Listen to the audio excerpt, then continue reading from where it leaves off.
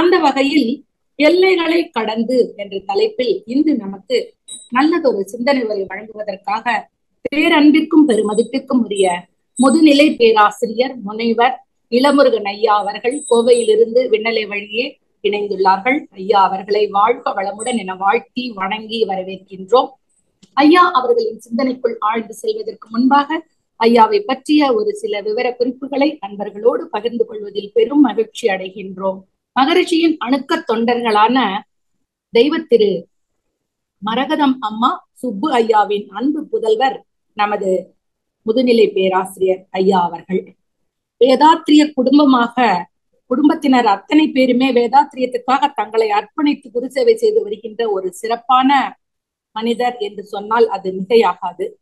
கல்வித்துறையில் பல்வேறு உயர் பதவிகளை வகித்து தற்போது ஐயா அவர்கள் முழு நேரமாக வேதாத்திரிய குரு சேவை செய்து வருகின்றார்கள்.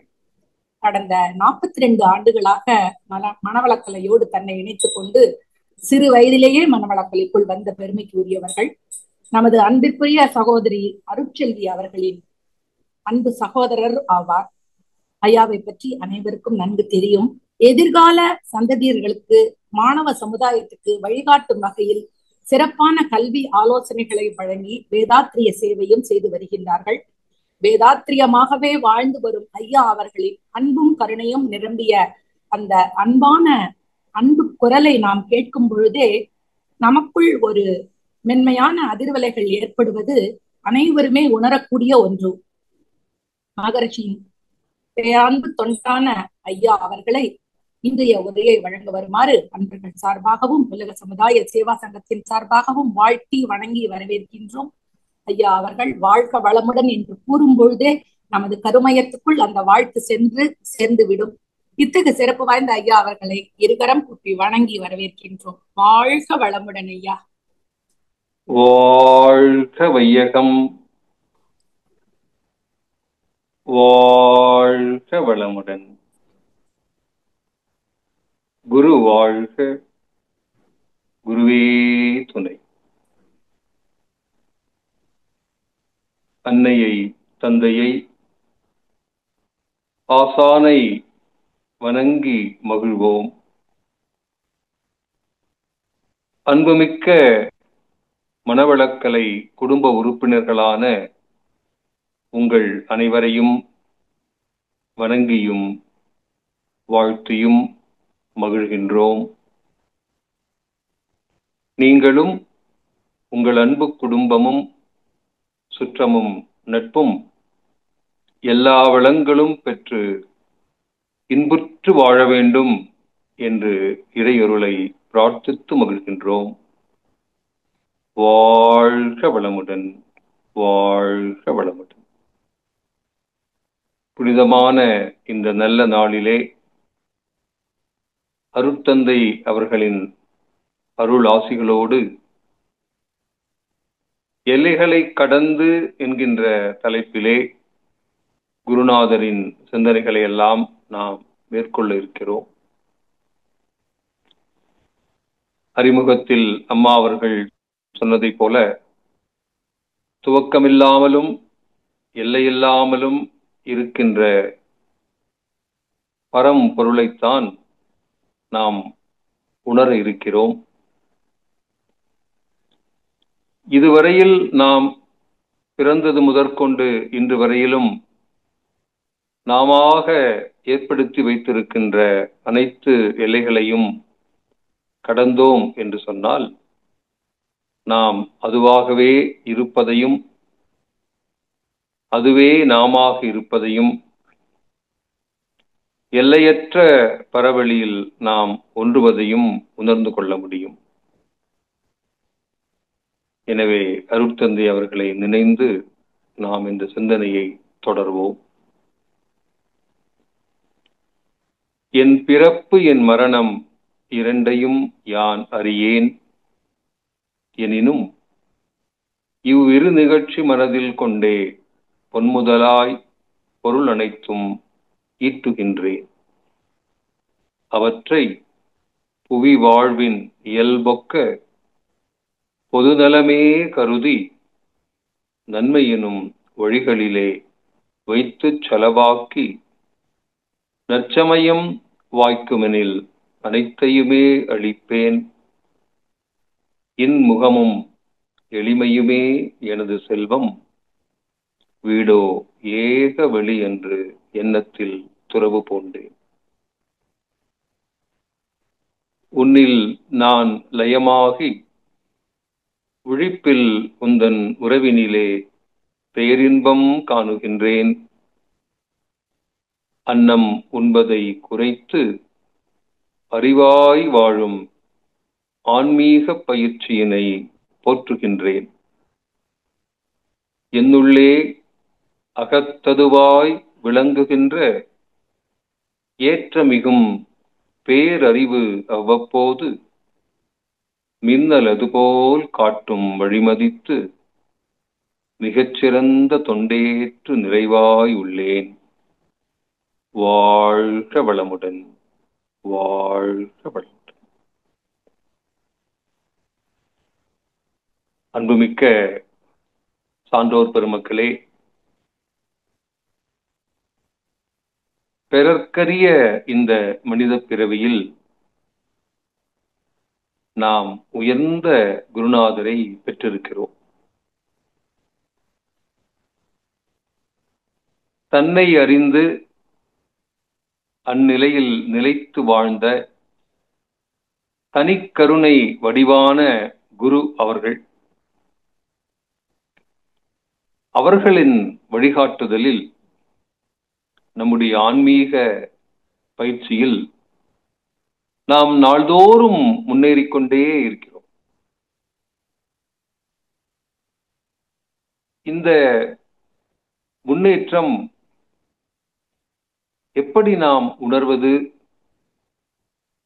என்பதை விளங்கிக் கொள்ள வேண்டுமானால் அடிப்படையாக மகரிஷி அவர்கள் சொன்ன குண்டலினி யோகம் என்பது குடும்பத்தாருக்கு.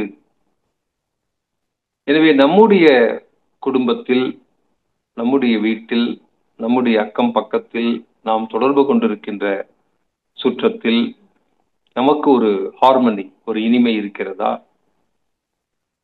நாம் இப்பொழுது வாழ்ந்து கொண்டிருக்கின்ற வாழ்க்கையை நாம் நிறைவோடு ஏற்றுக்கொண்டு மகிழ்ச்சியோடு அதை நாம் அனுபவித்துக் கொண்டிருக்கிறோமா? அதையெல்லாம் நாம் உணர்ந்தால் நாம் தவத்தில் மேலும் மேலும் உயர்ந்து கொண்டே இருக்கிறோம். நான் ஆரம்ப காலங்களில் 45 ஆண்டுகளுக்கு முன்னால் இந்த பயிற்சியை எல்லாம் மூத்த பேராசிரியர்களிடத்தில் எடுத்துக்கொள்ளும் பொழுது அவர்கள் சொல்வது, தவத்தால் வாழ்க்கை பிரகாசிக்கும். தவ கண்ணாடி என்றே ஒன்று இருந்தது. இப்ப நாம் நம்முடைய வாழ்க்கையை நாம் பிரகாசமாக உணர்கிறோமா? அருட்தந்தை அவர்கள் நமக்கு அருளி செய்திருக்கின்ற அருட்பேராற்றலின் கருணையினால் நாம் உடல் நலம், நீளாயுள், நிறை செல்வம், உயர் புகழ், மெய்ஞானம் பெற்று ஓங்கி வாழ்வோம் என்கின்ற அந்த வாழ்க்கை நமக்கு கிடைத்திருக்கிறதா? இதையெல்லாம் நாம் உணரும் பொழுதுதான் நம் உள்ளே ஒரு மிக பெரும் நிறைவும் மகிழ்வும் அமைதியும் ஆனந்தமும் நம்மிடத்தில் இருப்பதை நாம் விளங்கிக் கொள்ள முடியும்.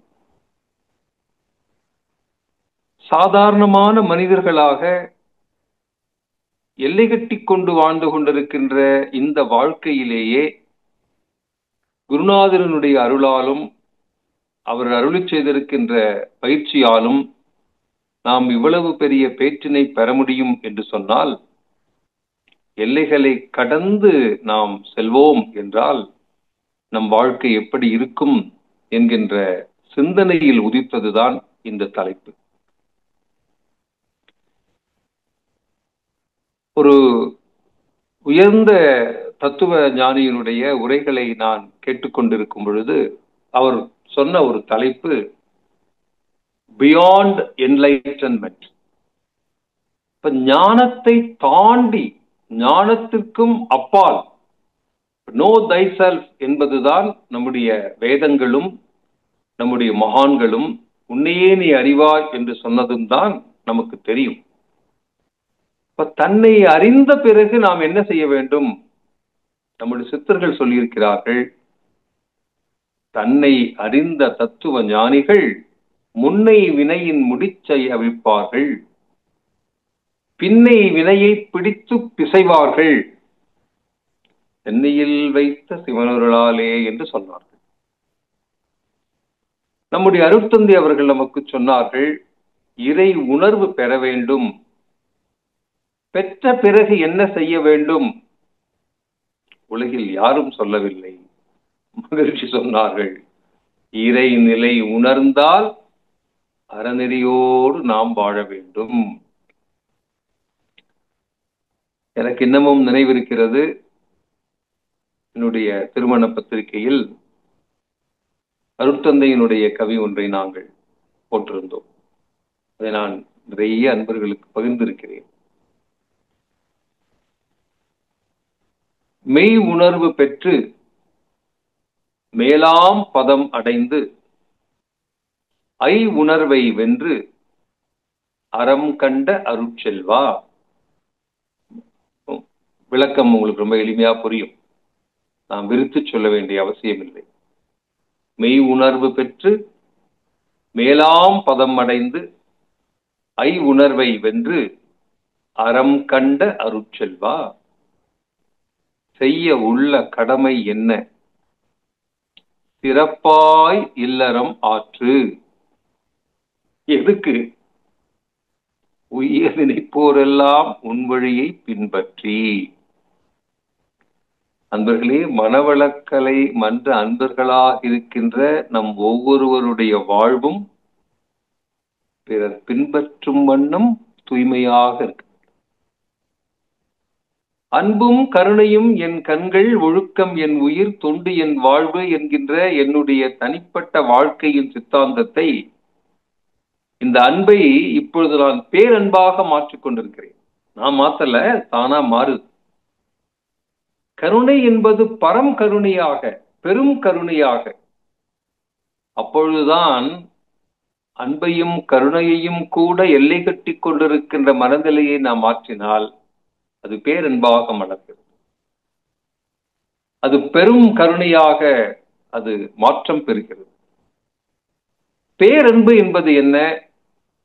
இறைநிலை உணர்ந்த தெளிவில் நாம் வாழ்கின்ற அறம் சார்ந்த வாழ்க்கை. அன்பிற்கும் உண்டோ அடைக்கும் தாழ் என்று கேட்டார் வள்ளுவர். அன்பிற்கே அடைக்கக்கூடிய தாழ் இல்லை என்று சொன்னால் பேரன்பு எப்படி இருக்கும்? அது வரை கடந்து நிற்கும் மெய்ப்பொருள் என்று அருட்தந்தை சொல்லிய அந்த வார்த்தைகளுக்கு இலக்கணமாக இருக்கும். நான் நம்முடைய நிகழ்வுகளில் சொல்வதெல்லாம், இந்த தலைப்புகள் எல்லாம் யோசித்து சொல்வதல்ல. நம்முடைய அண்ணா வீரப்பன் அவர்கள் எனக்கு இந்த நாளிலே உங்களுடைய உரை இருக்கிறது என்று சொன்னவுடன் அப்பொழுது உள்ளுணர்விலே ஏற்படுகின்ற ஒரு தலைப்பைத்தான் நான் பகிர்ந்து கொள்கிறேன். அது ஒவ்வொரு முறையும் என்னை நான் மேலும் மேலும் தூய்மைப்படுத்திக் கொள்ளவும், என்னை நான் ஆழ்ந்து ஆராய்ச்சி செய்யவும், என்னிடத்திலே தோன்றக்கூடிய ஒரு பாசிட்டிவ் வைப்ரேஷன்ஸ், ஆக்கப்பூர்வமான ஒரு ஆன்மீக உயர்வையும் உறுதிப்படுத்திக் கொள்வதற்கு எனக்கு இது மிகவும், உங்களோடு பேசக்கூடிய, கலந்து கொள்ளக்கூடிய சிந்தனைகள் எனக்கு துணை செய்கின்றன. அதற்கு நான் உங்கள் எல்லோரையும் மீண்டும் நான் நன்றியோடு வணங்கி மகிழ்கின்றேன். இந்த எல்லைகளை கடந்து என்பதை நான் 2 வகைகளிலே உங்களிடத்திலே பகிர்ந்து கொள்கிறேன். ஒன்று, மிக மிக சாதாரணமான ஒரு லௌகீக வாழ்க்கை வாழக்கூடிய மனிதர்களாக நம்முடைய எல்லைகள் என்ன என்று நாம் சிந்தித்தால், நாம் உடல் வரையிலே எல்லை கட்டி கொண்டிருக்கிறோம். நாம் பிறந்திருக்கின்ற நம்முடைய வீடு வரையிலே எல்லை கட்டி கொண்டிருக்கின்றோம். நமக்கு கிடைத்திருக்கின்ற இந்த சமுதாயம், வாழ்ந்து கொண்டிருக்கின்ற சூழ்நிலை வரையிலே எல்லை கட்டி கொண்டிருக்கிறோம். நமக்கு கிடைத்த வெளிப்பாடுகள், எக்ஸ்போஷர், நமக்கு கிடைத்த அனுபவங்கள், எக்ஸ்பீரியன்ஸ், நமக்கு கிடைத்த கல்வி அறிவு, எஜுகேஷன், நமக்கு கிடைத்த ஆன்மீக உயர்வு, ஸ்பிரிச்சுவல் என்லைட்டன்மெண்ட், இதையெல்லாம் பொறுத்தும் நாம் எல்லை கட்டி கொண்டிருக்கிறோம். இதுதான் இதுதான் இதுதான் என்று நாம் வரையறுத்துக் கொண்டு அதற்குள்ளேயே நம்மை நாம் நிலைநிறுத்திக் கொண்டு வாழ்ந்து கொண்டிருக்கிறோம். இதையெல்லாம் கடந்து நாம் செல்ல வேண்டும் என்கின்ற உணர்வை ஏற்படுத்துவதுதான் இன்றைய சிந்தனை. அப்ப உடல் வரையிலே இருக்கின்ற இந்த எல்லைகள், இது எப்படி நாம் கடப்பது, இந்த உடலை பற்றி நம்முடைய அபிப்பிராயங்கள், நம்முடைய எண்ணங்கள், எனக்கு இப்படிதாங்க இருக்கும், இதெல்லாம் ரொம்ப கஷ்டங்க, இதுக்கு மேல இந்த உடம்ப ஒண்ணும் பண்ண முடியாதுங்க அப்படிலாம் இல்லாமல், இந்த உடலை இப்பொழுது நான் வைத்திருக்கின்ற இந்த கட்டுக்களை எல்லாம் தாண்டி இந்த உடலை நான் மேலும் உறுதியாக வைத்திருப்பேன், நான் உடலை மிகவும் ஆரோக்கியமாக வைத்திருப்பேன், நான் இந்த உடலை மிகவும் அழகாக வைத்திருப்பேன், இந்த உடலை நான் இந்த உயிர் இயங்கக்கூடிய வாகனமாக உணர்ந்திருப்பேன். நம்முடைய சித்தர்கள் எல்லாம் சொன்னதை போல, இந்த உடலுக்குள்ளே உத்தமன் கோவில் கொண்டான் என்று இந்த உடலை நான் இருந்து ஓம்புகின்றேன் என்கின்ற உயர்ந்த எண்ணங்களை கொண்டு வரும் பொழுது மண்ணுக்கு போகின்ற உடல், இந்த உயிர் இந்த உடலை விட்டு போன பிறகு மறைந்து போகின்ற உடல். இப்பெல்லாம் இருக்கக்கூடிய எலக்ட்ரிக் கிரிமட்டோரியத்தில் சென்று நாம் போட்டுவிட்டால் ஒரு கொஞ்ச நேரத்தில் கையில் வெறும் சாம்பலாக கொண்டு வரக்கூடிய இந்த அற்புதமான உடல், அவ்வளவுதான். அந்த எல்லைகளை தாண்டி மனம் எல்லையற்றது, அளப்பரிய ஆற்றல் மிக்கது. மனத்திலே உளதெல்லாம் மற்றெங்கு தேடுவீர்கள் என்று மகிழ்ச்சி சொன்ன வார்த்தைகளை உணர்ந்து கொண்டால், மனம் நம்முடைய கற்பனைக்கு அப்பாற்பட்ட ஆற்றல் நிறைந்தது. அப்பொழுது இந்த மனதை இதுவரையிலும் நம்முடைய பழக்கத்தின் காரணமாகவும் பதிவுகளின் காரணமாகவும் நாம ஏற்படுத்தி வைத்திருக்கின்ற லிமிட்டேஷன்ஸ், அந்த எல்லைகளை கடக்க வேண்டும். இன்று உலகிலே நாம் கண்டு கொண்டிருக்கின்ற அனைத்து அறிவியல் வளர்ச்சிகளும், நாம் அனுபவித்துக் கொண்டிருக்கின்ற அனைத்து வாழ்க்கையின் வளங்களும், இந்த லக்ஸரி, சொகுசு அனைத்தும் மனித மனத்தினுடைய எல்லையில்லாத ஆற்றலினாலே உருவாக்கப்பட்டது. எல்லாம் நாம் நிலவுக்கு செல்கிறோம், செவ்வாய் கிரகத்துக்கு செல்கின்றோம், இன்னும் பல அண்டங்களை எல்லாம் வரும் காலத்திலே இந்த மனித மனம் தன்னுடைய அறிவினுடைய உயர்வினாலே உணர்ந்து கொள்ள இருக்கிறது. அனைத்தும் என்னால் இது முடியாது, என் மனம் இவ்வளவுதான், நான் இவ்வளவுதான் என்று எண்ணிக்கொண்டிருக்கின்ற எல்லைகளை எல்லாம் கடந்து செல்லக்கூடிய அற்புதமான ஒரு வாய்ப்பு நாம் பெற்றிருக்கின்ற தவத்தினாலே நமக்கு கிடைக்கும். அம்மா அவர்கள் சொன்னதை போல, இந்த உடலுக்கு துவக்கம், எல்லை உண்டு, முடிவு உண்டு. மனமும் உடல் இயங்கும் வரையிலே எல்லை கட்டி கொண்டிருக்கும். உடல் வரையிலும் உடலை தாண்டி பயிற்சியினாலே எல்லைகளை கடந்து செல்லும்.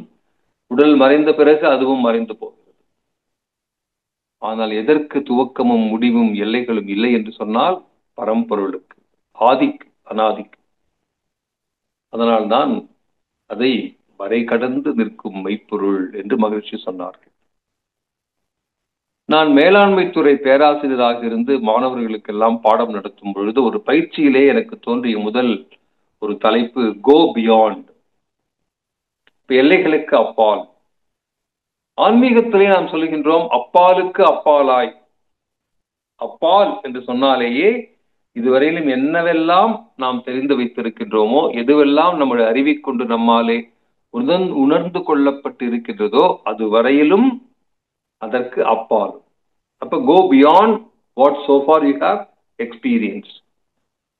அப்ப அப்பாலுக்கு அப்பாலாய், ஆழ்ந்து அகன்று நம்முடைய அற்புதமான பாடல் சாமி சொன்னது.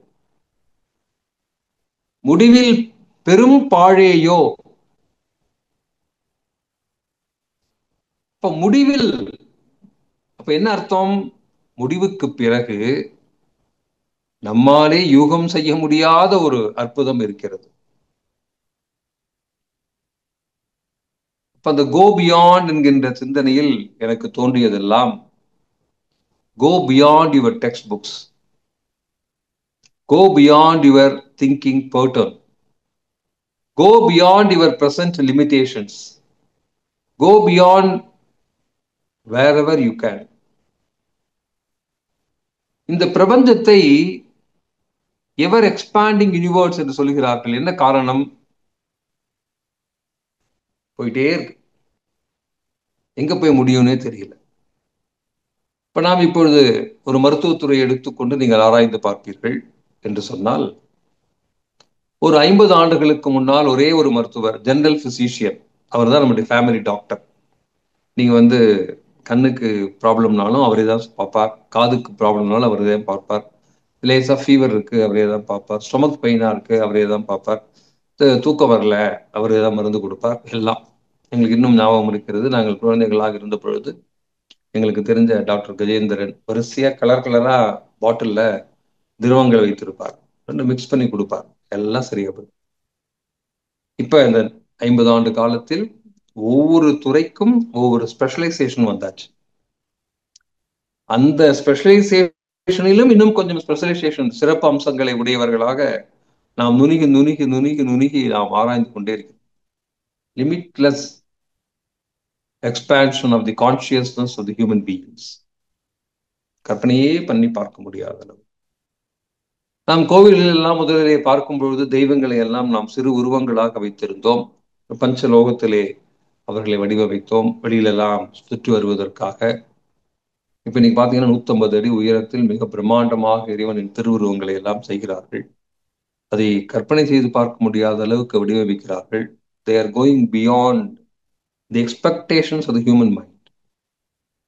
இப்படிதான், இவ்வளவுதான் என்றெல்லாம் கற்பனை செய்து வைத்திருந்த அந்த கற்பனைகளை எல்லாம் கடந்து இந்த உலகம் போய்கொண்டே இருக்கு.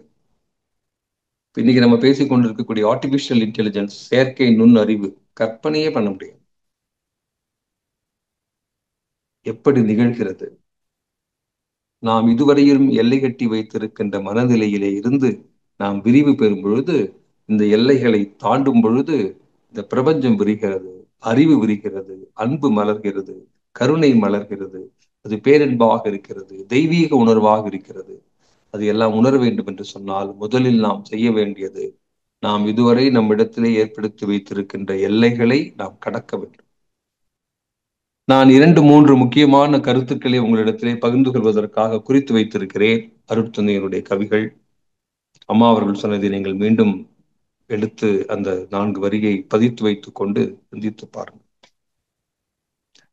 எல்லையற்ற பரவெளியாய் எண்ணத்தை விரித்து அகன்று அந்நிலையில் நிற்க நிற்க இல்லை என்று புலன் கருதும் இருப்பு நிலை அறிவு எய்தும்.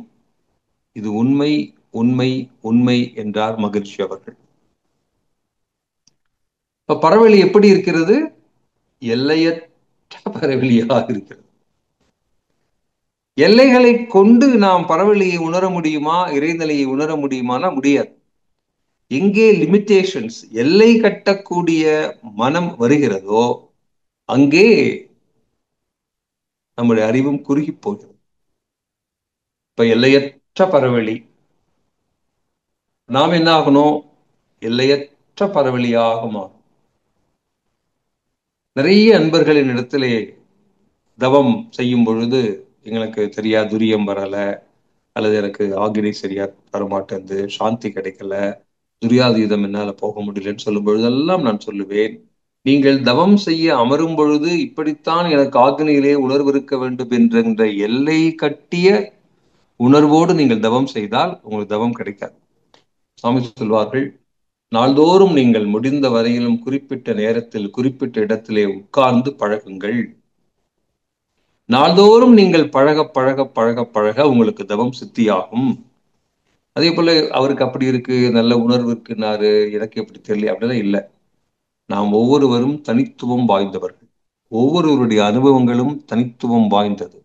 ஒவ்வொருடைய அனுபவமும் ஒவ்வொரு விதமானது. இப்ப நான் நல்லா அமைதியா உணர்றேன்னா தவத்துல, எனக்கு இப்ப ரொம்ப நிம்மதியா இருக்கா? நான் தவத்துக்கு முன்னாடி எப்படி இருந்தேன், தவம் செய்யும் பொழுது எப்படி மாறினேன், தவத்துக்கு அப்புறம் என்ன மாதிரியான ஒரு பீஸ் ஆஃப் மைண்ட், எனக்கு ஒரு காம் ஸ்டேட் ஆஃப் கான்சியஸ்னஸ் கிடைக்குதா? ஃபென்டாஸ்டிக். அதை நாம் உணர்ந்தால், அதன் வழியிலே தொடர்ந்து சென்றால், நாம் அந்த எல்லையற்ற பெறவெளியாய் நாம் எண்ணத்தை விரிந்து அகன்று விளங்கிக் கொள்ள முடியும். அப்பயும் சாமி சொல்றாரு பாருங்க, எல்லையற்ற பரவெளியாய் எண்ணத்தை விரித்து அகன்று அந்நிலையில் நிற்க நிற்க, இதுவரையிலும் நாம் வாழ்ந்திருக்கின்ற இந்த வாழ்க்கை இந்த புலன்வயப்பட்ட வாழ்க்கை. கண்ணாலதான் பார்த்து பார்த்து பழகி இருக்கோம்.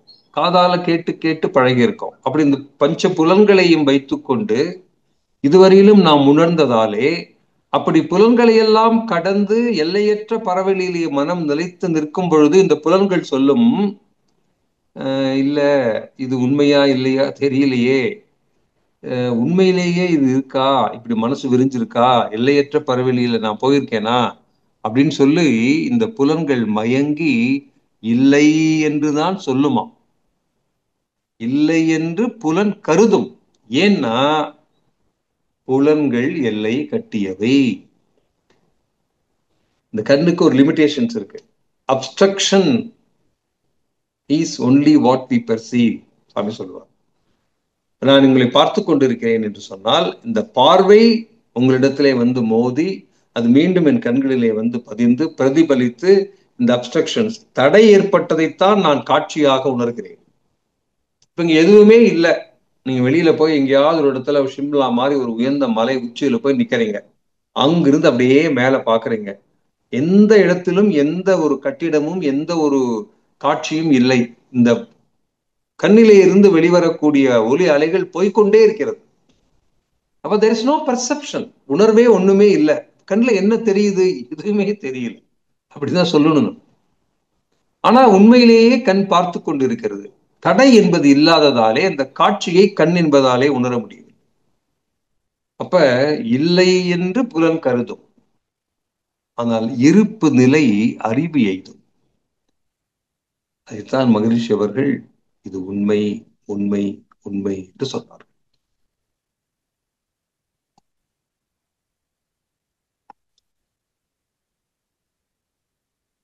இப்ப நாம் எல்லைகளை கடப்பதற்கான முதல் படி உடலை தாண்டி மனதினை விரித்தல்.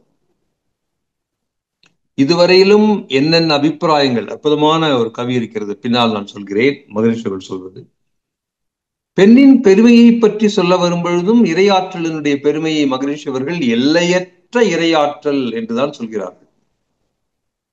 இப்ப எல்லையற்ற இறையாற்றல்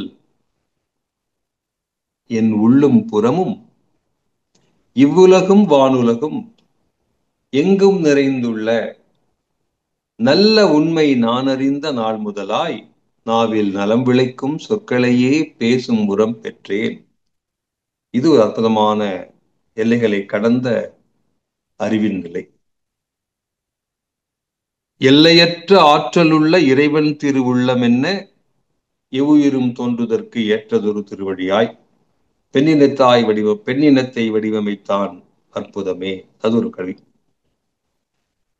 உலக சமாதானத்தில் அவர் சொல்வது பூமியில் எல்லை கோடுகள் ஒழித்து என்று சொல்வார்கள். நம்ம சொல்றோமே line of control, the borders of the nations. யார் போட்டு வச்சிருக்கா? உண்மையில எங்கேயாவது அப்படி எல்லைகள் எல்லாம் இருக்கிறதா? இரண்டு நாடுகளுக்கு இடையிலே கோடு இருக்கிறதா? மேலே சென்று இந்த பூமியை பார்த்தோம் என்று சொன்னால் எல்லாம் ஒன்னாதான் தெரியும். There's no borders, there's no limitations. நாம கற்பனை பண்ணுவோம், இது என்னுடைய நாடு, உலகம் முழுவதும் ஒன்று, உலகம் என்ற மண் மீது அனைவருமே பிறந்தோம், உயிர் காக்கும் மூச்சு ஒன்றே, ஒண்ணுதான், காத்து ஒண்ணுதான். நாம் தான் எல்லை கட்டி கொண்டிருக்கிறோம்.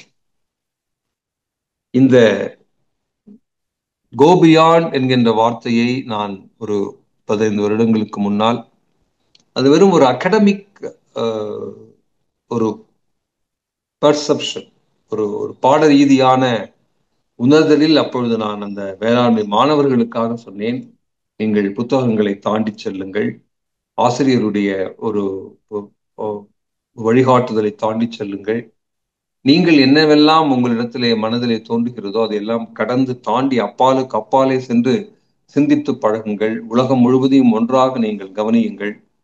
ஏன்னா நிறைய நம்ம லிமிடேஷன்ஸ் வச்சிருக்கோம். ஜாதியின் பெயரால், மதத்தின் பெயரால், அறிவின் பெயரால், ஆன்மீகத்தின் பெயரால், பணம், அந்தஸ்து என்று நம்ம லிமிடேஷன்ஸ் வச்சிருக்கோம். அது இன்று மிகவும் இந்த உலகம் மிகவும் குறுகி போய்விட்டது. அதனால அந்த எல்லைகளை எல்லாம் கடந்து போக வேண்டும் என்று சொன்னால் நாம் ஆன்மீகத்தில் இருக்கக்கூடிய நாமாவது அதை உணர்ந்து கொள்ள வேண்டும். இப்ப இந்த பியாண்ட் என்லைட்டன்மெண்ட் அப்படின்னு சொல்லி இந்த ஒரு ஞானி சொல்கிறாரே என்று 30 லெக்சர்ஸ் அதையெல்லாம் கேட்கும் பொழுது எனக்கு தோணுகிறது, அப்ப என்லைட்டன்மெண்ட்டை தாண்டி என்ன இருக்கிறது தெரியல. நமக்கு இன்னும் என்லைட்டன்மெண்ட்டே வரல.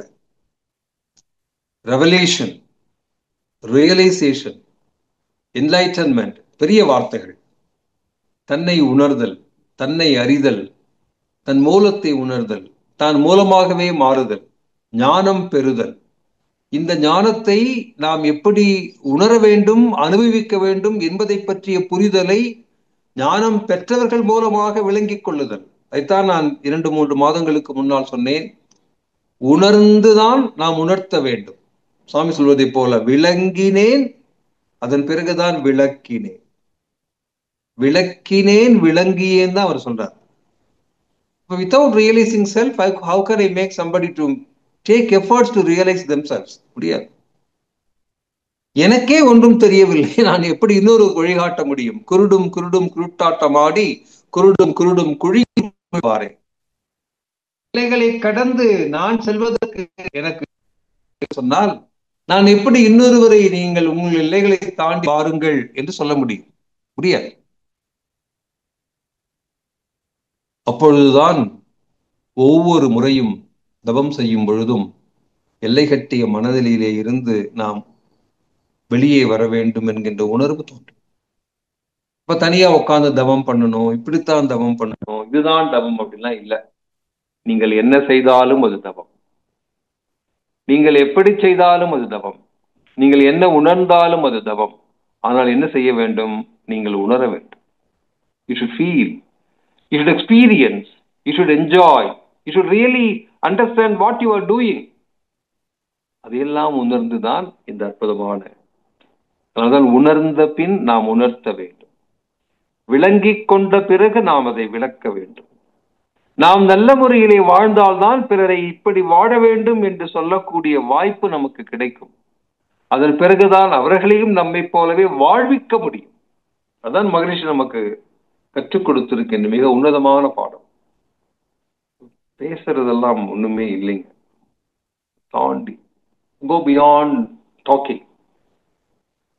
அப்ப இந்த எல்லைகளை கடந்து ஒரு அற்புதமான கண்ணதாசன் பாடல், இன்பமும் காதலும் இயற்கையின் நியதி, ஏற்ற தாழ்வுகள் மனிதனின் ஜாதி. ஒரு வார்த்தை, நிறைய பெரிய பாட்டு. அப்ப இன்பமும் காதலும், காதல்னா அன்பு. நம்ம தான் முதலே சொன்ன மாதிரி இந்த வார்த்தைகளுக்கெல்லாம் நம்ம லிமிட்டேஷன்ஸ் வச்சுக்கிட்டோம். இதுதான் அப்படி இல்லை. இந்த உலகம் முழுவதும் நான் அன்பு செலுத்த வேண்டும். ஏனென்றால் the whole world is for happiness. இன்பமே இயற்கையிலே எங்கும் எதிலும் நிறைந்துள்ளது. அனுபோகத்திற்கு இன்பத்தின் அளவு முறை மீறும் பொழுது ஏற்படும் போர் பொருத்தமிலா உணர்ச்சியேதான் இன்பத்தின் மறுபெயராம் துன்பமாயும். அதனால எங்கும் இன்பம் தான் இருக்கு. அதுதான் இன்பமும் அன்பும் இயற்கையின் நியதி. அதை உணர்ந்து கொள்ளாததால் தான் நாம் ஏற்றி இறக்கிக் கொண்டிருக்கிறோம். சுவாமி சொல்கிறார்கள் இன்னொரு பாடல், எல்லைகளில்லா உலகம். இது ஒரு திரைப்பட பாடல். என் இதயமும் அது போல் விளங்கும். எல்லைகளில்லா உலகம், என் இதயமும் அது போல் விளங்கும். எல்லைகளில்லா உலகம், லிமிட்லெஸ் வேர்ல்ட்.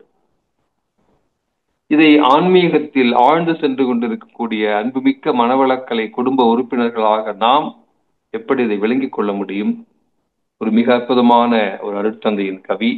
இதை நான் இந்த சிந்தனையை பற்றி நிறைய தலைப்பை கொடுத்த நாளிலே இருந்து சிந்திக்க சிந்திக்க தோன்றியவற்றை எல்லாம் தான் நான் குறித்து வைத்துக் கொண்டேன். அது அருட்தந்தையின் இந்த பாடல், ஞானமும் வாழ்வும், பாடல் 130, பக்கம் 130, பாடல் 175.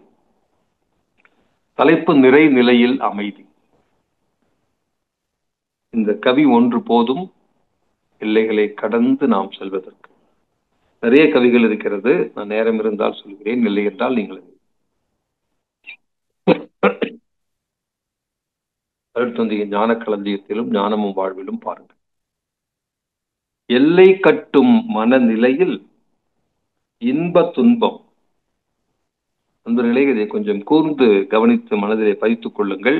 இந்த உரை முடிந்த பிறகு தயவு செய்து அந்த புத்தகத்தை எடுத்து இந்த பாடலை ஒரு தாளிலே உங்கள் நாட்குறிப்பிலே எழுதி வைத்துக் கொள்ளுங்கள். ஒரு கோடி முறை படியுங்கள். எல்லை கட்டிய மனநிலையிலிருந்து நாம் மாற்றம் பெறுவோம். எல்லை கட்டும் மனநிலையில் இன்பம் துன்பம், இரவு பகல், சிறிது பெரிது, ஆண் பெண், கீழ் மேல், நல்லதுவும் அல்லதுவும், நாணம் வீரம், நட்டம் லாபம் என்ற அனைத்தும் தோன்றும். எப்பொழுது? எல்லை கட்டும் மனநிலையில். அப்ப இந்த இன்ப துன்பம், இரவு பகல், ஆண் பெண், ஏற்றம் இறக்கம், நட்டம் லாபம், நல்லது அல்லது, சிறியது பெரியது, எல்லாம் எதனால தோன்றுகிறது? எல்லை கட்டிய மனநிலை. நீங்க ரொம்ப சாதாரணமா மனசுல வாங்கிக்கோங்க, அப்புறம் சிந்தித்து பாருங்கள். இதெல்லாம் தாண்டி மனசு லகுவாக விரியும். அப்ப எல்லாம் ஒன்னா தெரியும், சின்னதும் பெருசும் ஒன்னா தெரியும். விளையாட்டா சொல்லுவாங்க ஆசிரியர்கள், ஒரு கோடு கரும்பலகையில போட்டுட்டு இந்த கோட்டை சின்னது பண்ணணும், என்ன பண்றது, ஆனா டஸ்டர் வச்சு அழிக்க கூடாதுன்னு சொல்லுவாங்க. உடனே சின்ன புத்திசாலி பையன் ஒருத்தன் பக்கத்துல அதை விட பெரிய கோடு போடுவான். முன்னாடி பெரிதாக இருந்த ஒன்று அதன் அருகில் அதை விட பெரியது வரும் பொழுது சிறியதாகி போகிறது. அப்ப சிறிதும் பெரிதும் ஒப்புமையாலே தான் உணரப்படுகிறது. இப்ப நல்லதும் கெட்டதும் அதே போல ஒப்புமையால் தான் உணரப்படுகிறது. உள்ளதும் அல்லதும் அதுவும் அப்படிதான். அப்ப ஆண் பெண்ணே அப்படி என்று சொன்னால், ஆணில் ஆண்மை, பெண்ணில் பெண்மை, அயனுற வகுத்த அருட்பெருஞ்சோதி வள்ளலார். இப்ப இந்த அனைத்தும் தோன்றும். எல்லாம் எதுக்கு? இந்த பிரிவுகள், இந்த வித்தியாசங்கள் எதனாலே வருகிறது? எல்லை கட்டும் மனநிலையாலே வருகிறது. அதை அண்டர்லைன் பண்ணி வச்சிருக்கேன். எல்லை கட்டும் மனநிலையில் இன்பம் துன்பம், இரவு பகல், சிறிது பெரிது, ஆண் பெண், கீழ் மேல், நல்லதுவும் அல்லதுவும், நாணம் வீரம், நட்டம் லாபம் என்ற அனைத்தும் தோன்றும். வல்லமையும் அதன் முழுமை நிலையாய் உள்ள வரை கடந்த மெய்ப்பொருளாம். எல்லையில்லாத மெய்ப்பொருள். வல்லமையும் ஆல்மைட்டி, அதன் முழுமை நிலையில் உள்ள வரை கடந்த மெய்ப்பொருளாம். அதை அகத்துணர்ந்தால், அப்ப வரை கடந்து நிற்கும் மெய்ப்பொருளை உணர்ந்தால், அதுக்கு சாமி வரை கடந்து நிற்கும் வாளறிவாம் அதுவே நான் என்று சொல்கிறார். ஊனுடலை வாகனமாம் உள்ளியங்கும் ஆற்றல் உயிர் வான்கடந்த மெய்ப்பொருளே வாளறிவாம் அதுவே நான். வரை கடந்த மெய்ப்பொருளாம் அகத்துணர்ந்தால் அல்லலற்று அறிவு விழித்தும் விரிந்தும் அறிவறிந்த நிறை நிலையில் அமைதி காணும். அன்பர்களே, அப்படிப்பட்ட உணர்வை பெற்றோம் என்று சொன்னால் நாம் எல்லைகளை கடந்து போய்கொண்டிருக்கிறோம் என்று பொருள். இந்த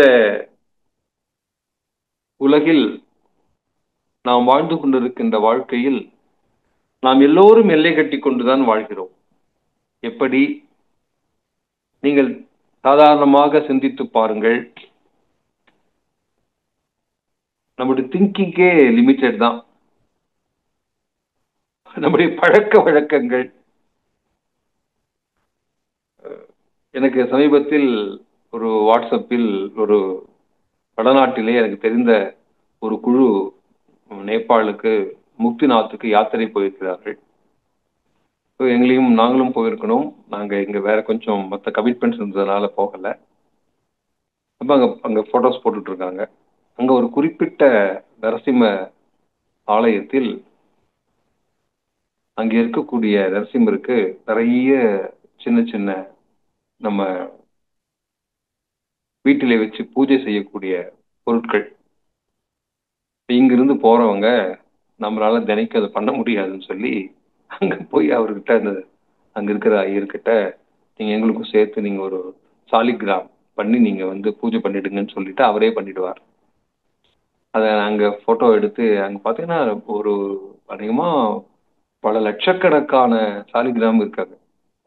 அடிக்கி பெரிய அறை, ஒவ்வொரு ரேக்கா இருக்கு. ஒவ்வொரு ரேக்லயும் எப்படியும் ஒரு ஒரு 10,000 15,000 இருக்கும்.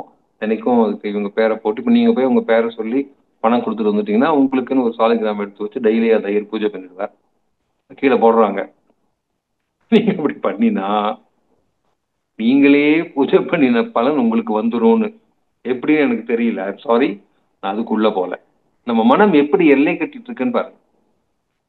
இப்ப நிறைய நமக்கு தெரிந்து நம்ம பல பேர் அப்படி பல இடங்களில் பல கோவில்களில் நீங்க இப்ப முன்னாடியே பணம் ஒரு 5,000 10,000 லட்சமோ கொடுத்துட்டு நீங்க ஒவ்வொரு நாளும் இந்த என் கல்யாண நாளை நீங்க பூஜை பண்ணிடுங்க, ஸோ இது பண்ணிடுங்க. அது பிறகு அங்கிருந்து ஒரு பிரசாதம் நமக்கு வரும். உடனே நம்ம சந்தோஷமா ஆஹா நம்ம நம்மளே பூஜை பண்ணின மாதிரி. ஐ டோன்ட் நோ எப்படின்னு எனக்கு தெரியாது. எனக்கு எல்லை கட்டிய மனதில்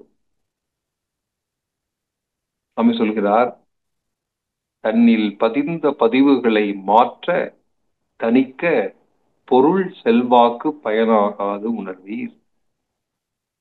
என்ன பண்ணணும்? ஒவ்வொன்றாய் படிப்பதிவை அகற்றி வர வேண்டும். எப்படி? மேற்பதிவு, பிராயச்சித்தம், அடியோடு அழித்தல் என்கின்ற 3 வகைகள்.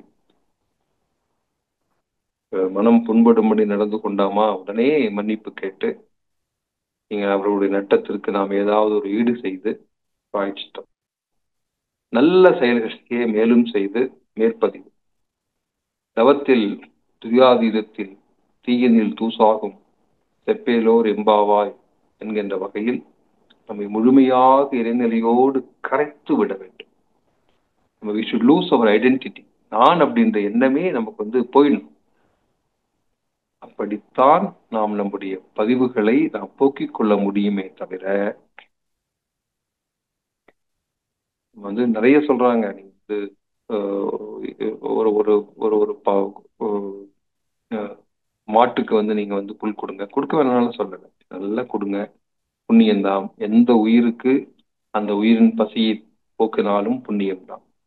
எத்தனை ஏழை குழந்தைகள் சாப்பாடு கொடுங்க, ரொம்ப ஏழைகள் படிக்க வைங்க, புண்ணியம்தான். ஆனா அந்த செயல்கள் எல்லாம் நம்மை எல்லைகளை கடந்து போவதற்கு துணை செய்யுமான செய்யாது. நாம் ஒவ்வொருவரும் நாம் தான் உட்கார்ந்து தவம் செய்ய வேண்டும். நாம் தான் நம்மை தூய்மைப்படுத்திக் கொள்ள வேண்டும். நாம் தான் நம் மனநிலையை உயர்த்தி கொள்ள வேண்டும். நாம் தான் நம் எல்லைகளை கடந்து செல்ல வேண்டும்.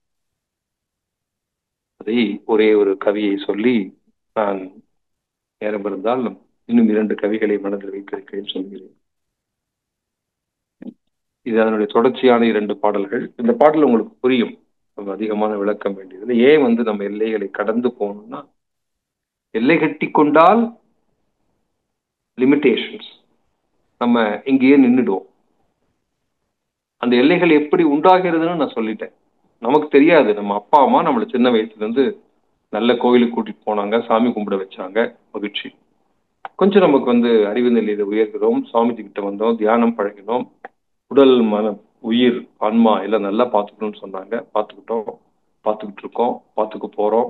இதெல்லாம் தாண்டி போகும் பொழுது எப்பொழுதுமே நிறைநிலையிலேயே நாம் இருக்கக்கூடிய ஒரு பரிபக்குவமான நிலைக்கு நாம் வரும் பொழுது எல்லா நொடியும் தவம், எப்பொழுதும் மௌனம், எப்பொழுதும் ஏகாந்தம், எப்பொழுதும் பேரானந்தம், எப்பொழுதும் தெய்வீகமான உணர்வு, எப்பொழுதுமே இறை உணர்வு, எப்பொழுதுமே அறம் சார்ந்த வாழ்க்கை அப்படின்னு நமக்கு மாறிடும். அப்படி மாறுவதற்குத்தான் எல்லைகளை கடந்து நம்ம போகணும்னு சொல்லி நம்ம சொல்றோம். அதை நம்ம இன்னைக்கு விளங்கிக் கொள்கிறோம். இறை நிலையில் தன்னை இணைத்து, இது ஞானமும் வாழ்வும் 176வது பாடல், 131வது பக்கம். முதல்ல சொன்ன 130வது 175வது கவி. இது அடுத்த 2 கவிகள் 176 77. இறை நிலையில் தன்னை இணைத்து கரைந்து நிற்க எல்லையில்லா மனநிறைவு பழகி கொண்டால், அதாங்க முக்கியம். எல்லையில்லா மனநிறைவு அது எப்பொழுது கிடைக்கும் என்றால், இறை நிலையில் தன்னை இணைத்து கரைந்து நின்றால் எல்லையில்லா மனநிலை நமக்கு கிட்டும். இப்ப இறை நிலையில் தன்னை இணைத்து கரைந்து நிற்க எல்லையில்லா மன நிறைவு பழகிக் கொண்டால் குறை உணர்வு எத்துணையும் எழுவதில்லை. குவிந்து மனம் தான் என்ற முனைப்பு அற்றாலும் முக்கியம். தன்முனைப்பு நீங்க ஒரு குரு அடைந்து நவமாற்றும் சாதனையால் உயரும்போது நன்முனைப்பா மறுத்தொண்டால் பயன் காண்போர்கள் நாத்தழுக்க பெருமையோடு பேசுவார்கள். உன் முனைப்பு நிலவின் ஒளி ரவியால் போல உயர்குருவின் ஒளியே என்று உணர்ந்து அடங்கு. என் ஒளியே சிறந்தது, இனி ரவி ஒளி எனக்கு எதற்கு என்று நிலவு என்ன இருளே மிஞ்சும். அற்புதமான சாமிஜி பாடல். அப்புறம் என்ன பண்ணணும்? குவிந்து மனம் தான் என்ற முனைப்பு அற்றுப்போ. முனைப்பு அற்றாலும் நிறைந்து நின்று கோடானு கோடி அண்டம் நினைவுக்குள்ளே அடக்கி விரிந்து நின்று மறைந்து தான் அற்றாலும் முனைப்பு அங்கு ஏது? மறையும் அளவில் முழுமை பொருளாய் மாறும். தான் முக்கியம். அப்ப அந்த எல்லைகள் வரையில் நாம் எல்லை கட்டி கொண்டு வாழ்கின்ற மனநிலையை நாம் மறைந்து நம்மை விட்டு விலக்கி அந்த முனைப்பையெல்லாம் அற்றுப்போகச் செய்து எல்லைகளை கடந்த நிலையிலே நாம் பேரறிவு நிலையிலே நாம் பெருவெல்லையிலே இணைந்து நின்றால் அறிவு முழுமை பொருளாய் மாறும். எல்லையில்லா மனநிறைவு பழகிக் கொண்டால் குறை உணர்வு எத்துணையும் எழுவதில்லை. குவிந்து மனம் தான் என்ற முனைப்பு அற்றாலும் நிறைந்து நின்று கோடானு கோடி அண்டம் நினைவுக்குள்ளே அடக்கி விரிந்து நின்று மறைந்து தான் அற்றாலும் முனைப்பு அங்கு ஏது? மறையும் அளவில் முழுமை பொருளாய் மாறும். அடுத்த பாடல். மனம், அறிவு, ஆதி எனும் மூன்றும் ஒன்றே. இது நாம் இன்னொரு சந்தர்ப்பத்தில் இந்த ஒரே ஒரு கவியை நாம் சிந்தனைக்கு எடுத்துக் கொள்வோம். உன்னதமான ஒரு கவி. மனம், அறிவு, ஆதி எனும் மூன்றும் ஒன்றே. மறைகள் எல்லாம் விரித்துணர்த்தும் உண்மை ஈதே. மனம் வடிவாய் குணங்களாய் எல்லை கட்டும். மனம் வடிவாய் குணங்களாய் எல்லை கட்டும். சுவாமி ரொம்ப அழகா சொல்லுவார். கடவுளை வணங்கும் போது கருத்தினை உற்றுப்பார் நீ, கடவுளாய் கருத்தே நிற்கும் காட்சியை காண்பாய் ஆங்கே. திருப்பதியிலே சென்று ஏழுகுண்டலவாடா கோவிந்தா கோவிந்தான்னு போய் முன்னாடி நிக்கிறோம். வெங்கடேச பெருமான் அற்புதமான திருவதார காட்சி யார் பார்க்கிறா? இந்த மனம்தான் பார்க்குது. பயணிக்கு போறோம். முருகா முருகா முருகா பாலதண்டபாணி பெருமானே அப்படின்னு உள்ளம் கசிந்து உருகி அங்க பாக்குறோம். பாலதண்டாயுதபாணி முருகப்பெருமான் காட்சி கொடுக்கிறார். எப்படி கொடுக்கிறார்? மனம் எடுக்கின்ற வடிவம். நீங்கள் பிள்ளையார்பட்டி விநாயகர் கோவிலுக்கு போகிறீர்கள். அங்கே பிரம்மாண்டமான விநாயகர் பாக்குறீங்க. நீங்க மனம்தான் விநாயகர் வடிவம் எடுக்கிறது. நீங்க சர்ச்சுக்கு போங்க. அங்க போய் ஒரு மேரி பாருங்க, ஜீசஸ் கிரைஸ்ட் பாருங்க, மனம்தான் உருவம் எடுக்கிறது. நீங்க மாஸ்குக்கு போங்க, உருவமே இல்லாத அரூபம் யார் உணர்றா? மனம்தான் உணர்கிறது. மனம்தான் வடிவத்தையும் உணர்கிறது, வடிவம் இல்லாததையும் உணர்கிறது, குணத்தையும் உணர்கிறது, குணம் இல்லாததையும் உணர்கிறது. மனம்தான் எல்லா வகையான வடிவங்களையும் குணங்களையும் அது உணர்கிறது. அப்ப இதையெல்லாம் தாண்டி மனம் சென்றால் என்ன ஆகும்? நான் சாமி சொல்கிறார், மதி உயர்ந்த சிறப்பில் எல்லை கட்டும் இந்த விலங்கை நீக்கி, விலங்குன்ற எல்லை கட்டு, இதெல்லாம் நம்ம கை கால விலங்கு போட்டிருக்க மாதிரி, மனம் வடிவாய் குணங்களாய் எல்லை கட்டும் மதி உயர்ந்த சிறப்பில் இந்த விலங்கை நீக்கி மனத்தினது ஆதி நிலை அறிய நாடும் மனிதனிடம் இச்சிறப்பே பிறவி நோக்கம்.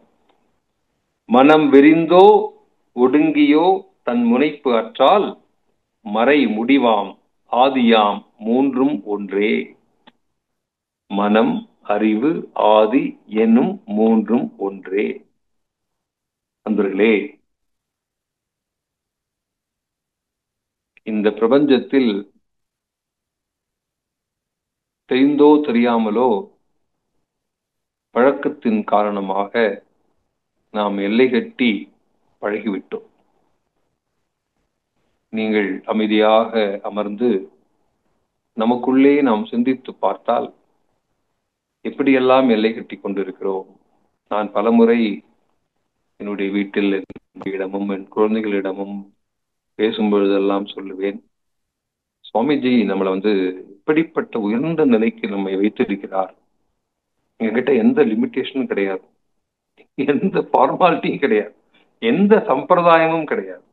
அறிவுக்கு பொருத்தம் இல்லாத எந்த செயல்களையும் நாங்கள் இதுவரை செய்ததே இல்லை, செய்ய வேண்டிய அவசியமும் எங்களுக்கு இல்லை.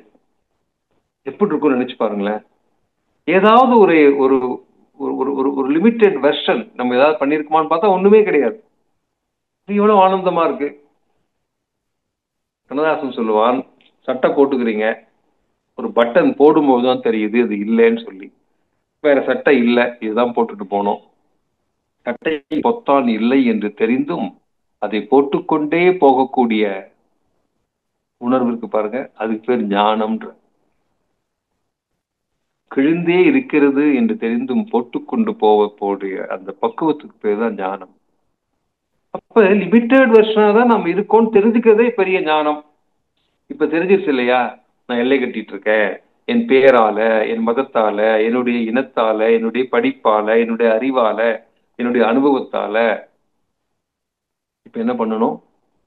இந்த எல்லைகளை எல்லாம் கடந்து நம்ம வரணும். இப்பவே எல்லாத்தையும் விட்டுடணும். இப்ப இந்த நொடியிலேயே நம் இதுவரையிலும் எல்லை கட்டி வைத்திருக்கின்ற எல்லாத்தையும் தூக்கி போட்டுட்டீங்கன்னு வச்சுக்கோங்க, நாம் தான் கடவுள், நாம் தான் மெய்ப்பொருள், நாம் தான் ஞானி, நாம் தான் இறைவன், நாம் தான் எல்லாம்.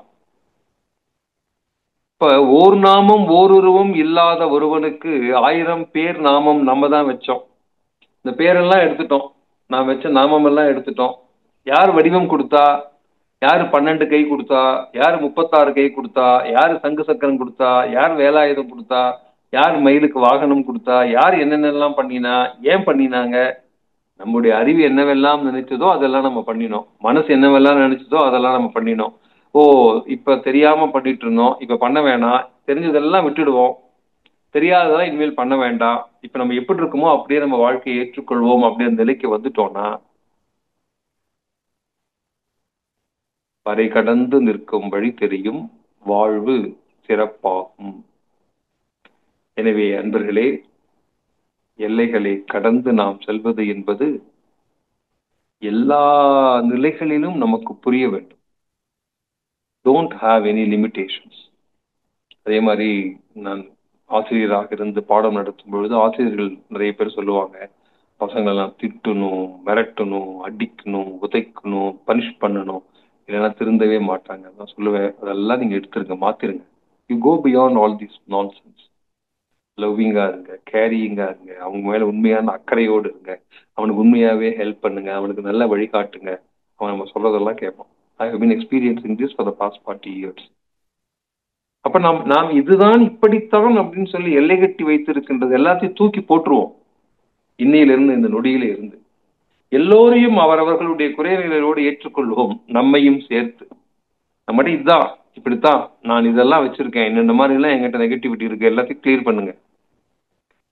நாள்தோறும் நம்மை செதுக்கிக் கொண்டே இருக்கக்கூடிய விழிப்பு வந்தது என்று சொன்னால் நம் உண்மை இயல்பு, உள்ளே இருப்பது இறைத்தன்மை, அது மறைந்திருக்கிறது அஞ்ஞானத்தினாலே, கர்மத்தினாலே, மாயையினாலே. அதையெல்லாம் நாம் எடுத்து விட்டோம் என்று சொன்னால், உள்ளே இருக்கக்கூடிய தெய்வீகத்தன்மை மிளிர்ந்தது என்று சொன்னால், நாம் எல்லைகளை எல்லாம் கடந்த மெய்ப்பொருளாக நாம் வானாகி மண்ணாகி வெளியாகி ஒளியாகி ஊனாகி உயிராகி உண்மையுமா இன்மையுமா நாம் இருப்போம். எவ்வளவு தெய்வீகமாக இருக்கும் பாருங்க. எனவே அன்பிற்குரிய மெய்யுணர்வாளர்களே, நாம் பெறற்கரிய இந்த மனித பிறவியில் நாம் தெய்வீகமானவர்களாக வாழ்வதற்கான வாய்ப்பினை பெற்றிருக்கின்றோம். அதில் அன்பும் கருணையும் வடிவான குருநாதர் அவர்கள் நம் எப்பொழுதுமே வழிநடத்தி கொண்டிருக்கிறார்கள். அவர்களின் வழிகாட்டுதலின் பேரில் அவர்தான் நம்முடைய டார்ச் பேரர். முன்னாடி 1000 கோடி பிரகாசமான ஒரு ஆன்ம ஒரு விளக்கோடு அவர் போயிட்டு இருக்கார். நம்ம பின்னாடி போற ஒரு வேலைதான் நம்ம. எனவே அந்த தெய்வீகமான ஒரு ஆன்ம ஒளியில் நாம் மூழ்கி திளைத்து மகிழ்ச்சியும் அமைதியும் ஆனந்தமும் உற்று என்றென்றும் இன்புற்று வாழ்வோம் என்று சொல்லி, இந்த புனிதமான நல்ல நாளில் உங்களை எல்லாம் இந்த இணைப்பிலே சந்தித்து எல்லைகளை கடந்து என்கின்ற தலைப்பில் உங்களோடு அடுத்த சிந்தனைகளை பரிமாறிக்கொள்வதற்கு எனக்கு கிடைத்த இந்த வாய்ப்பிற்கு நான் நன்றி தெரிவித்து, மனம் வடிவாய் குணங்களாய் எல்லை கட்டி கொண்டிருக்கின்ற நம்முடைய இந்த மனித மனத்தினை நாம் விரித்து எப்பொழுதுமே இறைநிலை நினைப்பிலே நின்று நம்முடைய விளைவறிந்த விழிப்போடு நம்முடைய வாழ்க்கையை வாழத் தொடங்கினோம் என்று சொன்னால் நம்முடைய வாழ்வு சிறப்பாக இருக்கும். அதற்குரிய ஒரு ஆன்ம பலத்தையும் ஒரு வல்லமையையும் நாம் மேற்கொண்டிருக்கின்ற மனவளக்கலை பயிற்சிகள் நமக்கு கொடுக்கட்டும் என்று சொல்லி உங்களை எல்லாம் வணங்கி, நீங்களும் உங்கள் அன்பு குடும்பமும் சுற்றமும் நட்பும் எல்லா வளங்களும் பெற்று இன்புற்று வாழ வேண்டும் என்று இறையருடைய பிரார்த்தித்து நன்றியோடு நிறைவு செய்கிறோம். வாழ்க வளமுடன், வாழ்க வளமுடன், வாழ்க வளமுடன். வாழ்க வளமுடன். முதலாவது அன்பராக ஏழுமலை ஐயா அவர்கள். வாழ்க வளமுடன் ஐயா. நெய்வேலியிலிருந்து ஏழுமலை பேராசிரியர் ஏழுமலை. வாழ்க வளமுடன். வாழ்க வளமுடன் சந்திரா அம்மா. வாழ்க வளமுடன். வாழ்க வளமுடன் ஐயா. கேள்வி பதில் நிகழ்ச்சியில அன்பர் இணைஞ்சிருக்காங்க ஐயா. அண்ணா வாழ்க வளமுடன். வாழ்க வளமுடன். ரொம்ப மகிழ்ச்சி அண்ணா. நலமா இருக்கீங்களா? நல்லா இருக்கண்ணா. அனைவரையும் இணைப்புல இருந்த அனைவரையும் எல்லை கடந்து 1 மணி நேரத்துக்கு அப்பால கொண்டு போயிட்டீங்க. இதுதான் எங்களுக்கு வேதாத்திரி மகரிஷி சூக்குமமா உங்களை போன்ற மூத்த பேராசிரியர்கள் மூலம் எங்களுக்கு செய்தியை கொடுத்துக்கிட்டு இருக்கீங்க. இந்த பணி நீண்டு நெடுந்தொடராக அளிக்க எல்லாம் வல்ல இறையாற்றல் உங்களுக்கு எல்லா ஆற்றலையும் கொடுக்குமாறு அன்போடு கேட்டுக்கொள்கிறேன். வாழ்க வளமுடன். வாழ்க வளமுடன். ரொம்ப நன்றி. வாழ்க வளமுடன். நன்றி. மிக்க நன்றி அம்மா. வாழ்க வளமுடன் அம்மா. கேமரா மட்டும் கொஞ்சம் ஸ்ட்ரைட் பண்ணிக்கோங்க ஐயா. வாழ்க வளமுடன் ஐயா. தலை கட் ஆகுதுங்க ஐயா. சரியா இருக்குங்களா ஐயா? இன்னும் கொஞ்சம் சென்டர் பண்ணுங்க ஐயா. கொஞ்சம் சைடா இருக்கீங்க நீங்க. இப்ப சரியா இருக்கா? கொஞ்சம் ஓகேங்க ஐயா. Okay okay. இந்த சென்டரா வரணும் ஐயா. ஓகேங்க ஐயா. சரி. வாழ்க. ஓகே. வாழ்க வளமுடன். நன்றி நன்றி. வாழ்க வளமுடன். அடுத்த அன்பராக கிருபாநிதி அம்மா. வாழ்க வளமுடன் அம்மா. சந்திராமா வாழ்க வளமுடன் ஐயா. வாழ்க வளமுடன் ஐயா. வாழ்க வளமுடன் ஐயா. சொல்லுங்க ஐயா. இந்த வாழ்க வளமுடன் கேட்கறதே எங்களுக்கு ரொம்ப மகிழ்ச்சியா இருக்கும் உங்க குரல்ல. இப்ப ஏழுமலையாவும் அழகா சொல்லிட்டாங்க எப்படி கொண்ட நீங்க எங்களை. ரொம்ப நன்றி ஐயாவுக்கு. ஐயா உங்களுடைய தலைப்பு இப்ப உணர்தலும் உணர்த்துதலும், அதுக்கடுத்து ஞானம் தேடல். இன்னைக்கு நீங்க எல்லை கடந்துங்கிறது இது ஒரு கண்டினியூஷனா தொடர்ச்சி வர்றது மாதிரியே எனக்கு தோணுச்சுயா. போன தடவை ஞானத்தை பத்தி ரொம்ப அழகா நிறைய எடுத்து சொல்லிட்டு கடைசியா சொன்னீங்க, நீங்க சும்மா இரு அதான் பெரிய ஞானம் அப்படின்னு சொன்னீங்க. நீ சும்மா இருந்தா அதுதான் ஞானம் கடந்தது அப்படின்னு. ஐயா இப்ப நாங்க மகிழ்ச்சியா வாழ்றோமா, பிரகாசமா வாழ்றோமா, வாழும் வாழ்க்கை நிறைவோட வாழ்றோமா? இப்ப இன்னைக்குதான் அதை சிந்திக்கவே தோணுது.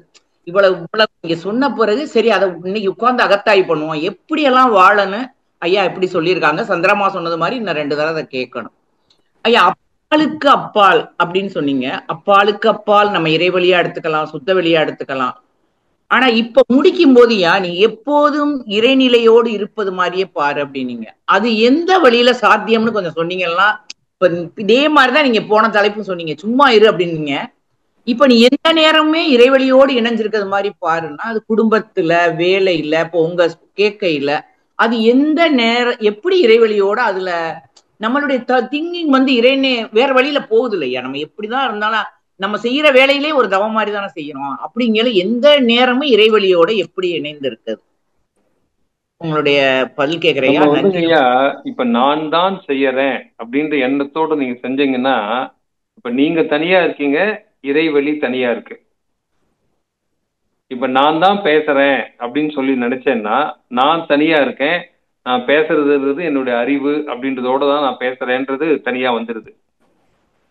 எப்பயுமே இறை உணர்வோடு நான் இருக்கணும் அப்படின்னு நினைச்சேன்னா, இப்ப நான் பேசல, இறைவன் தான் பேசுறான், நான் ஒரு கருவியா இருக்கேன்.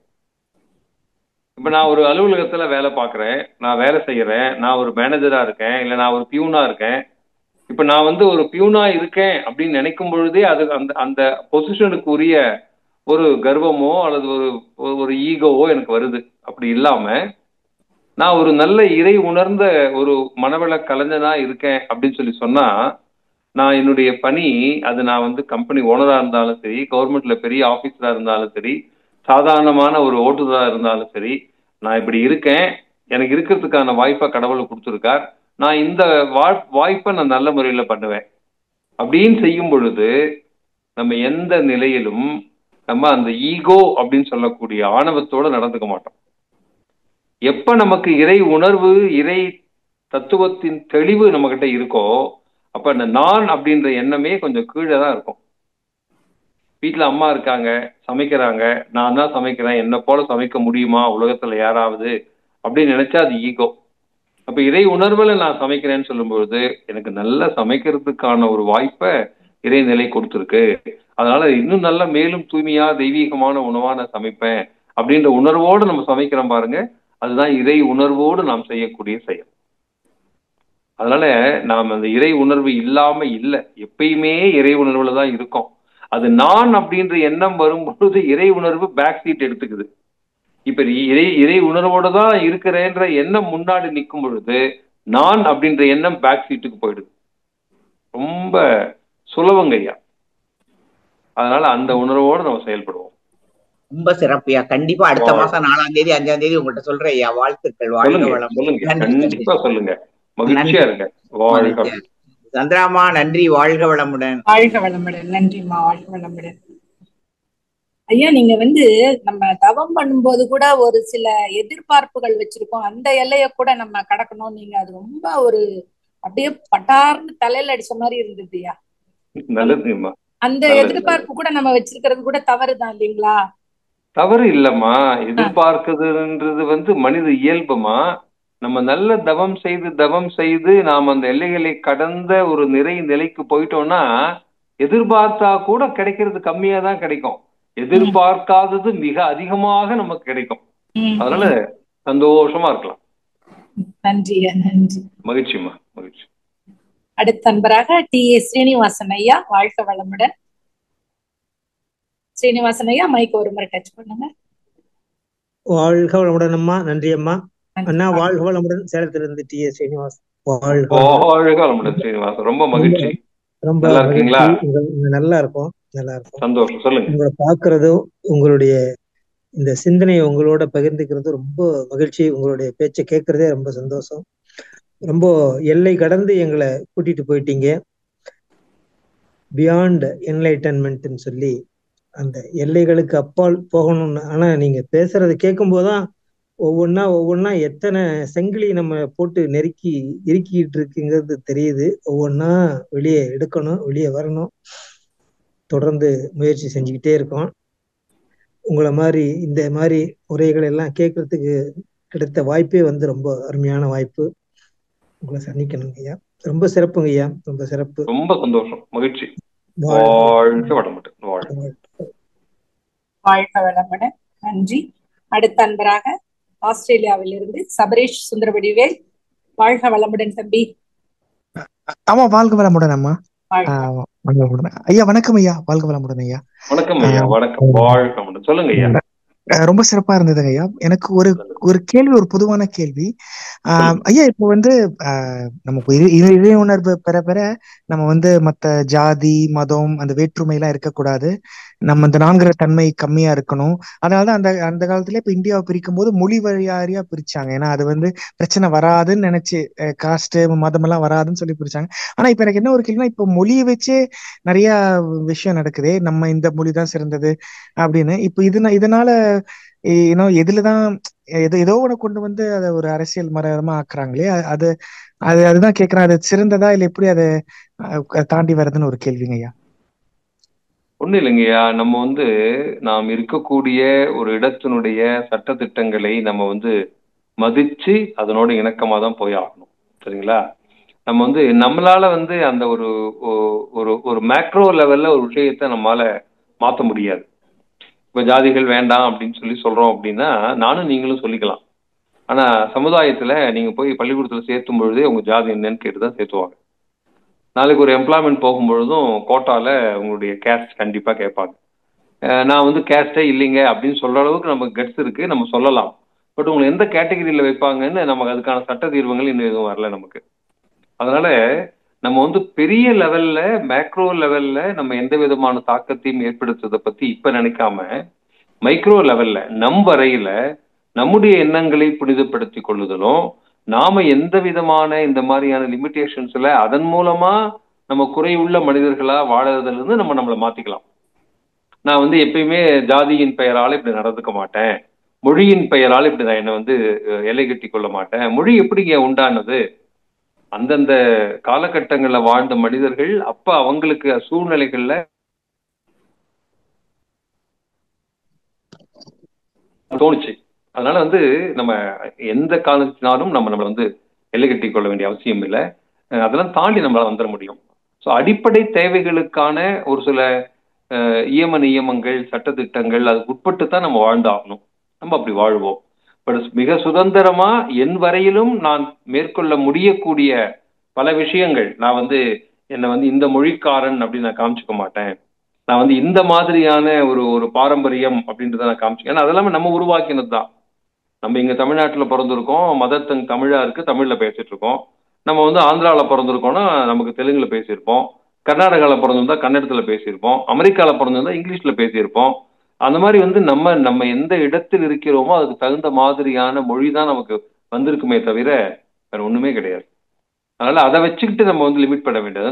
நம்மளை போல ஒரு ஞான மார்க்கத்தில் இருக்கின்றவர்கள் எதனாலும் நாம் நம்ம எல்லை கட்டி கொள்ள கூடாதுன்றதுதான் தலைப்பினுடைய சிந்தனையே. அதனால நம்ம அதை செயல்படுத்தி பார்ப்போம், பலன்கள் மிக அற்புதமாக இருக்கும். வாழ்க. நன்றி ஐயா, நன்றி. வாழ்க வளமுடன் ஐயா. நன்றி. நன்றி அம்மா. வாழ்க வளமுடன். நன்றி. அடுத்து நாமக்கல்லில் இருந்து பாப்பு டீச்சர். வாழ்க வளமுடன் அம்மா. அம்மா வாழ்க வளமுடன். மைக் ஒரு முறை டச் பண்ணுங்கம்மா.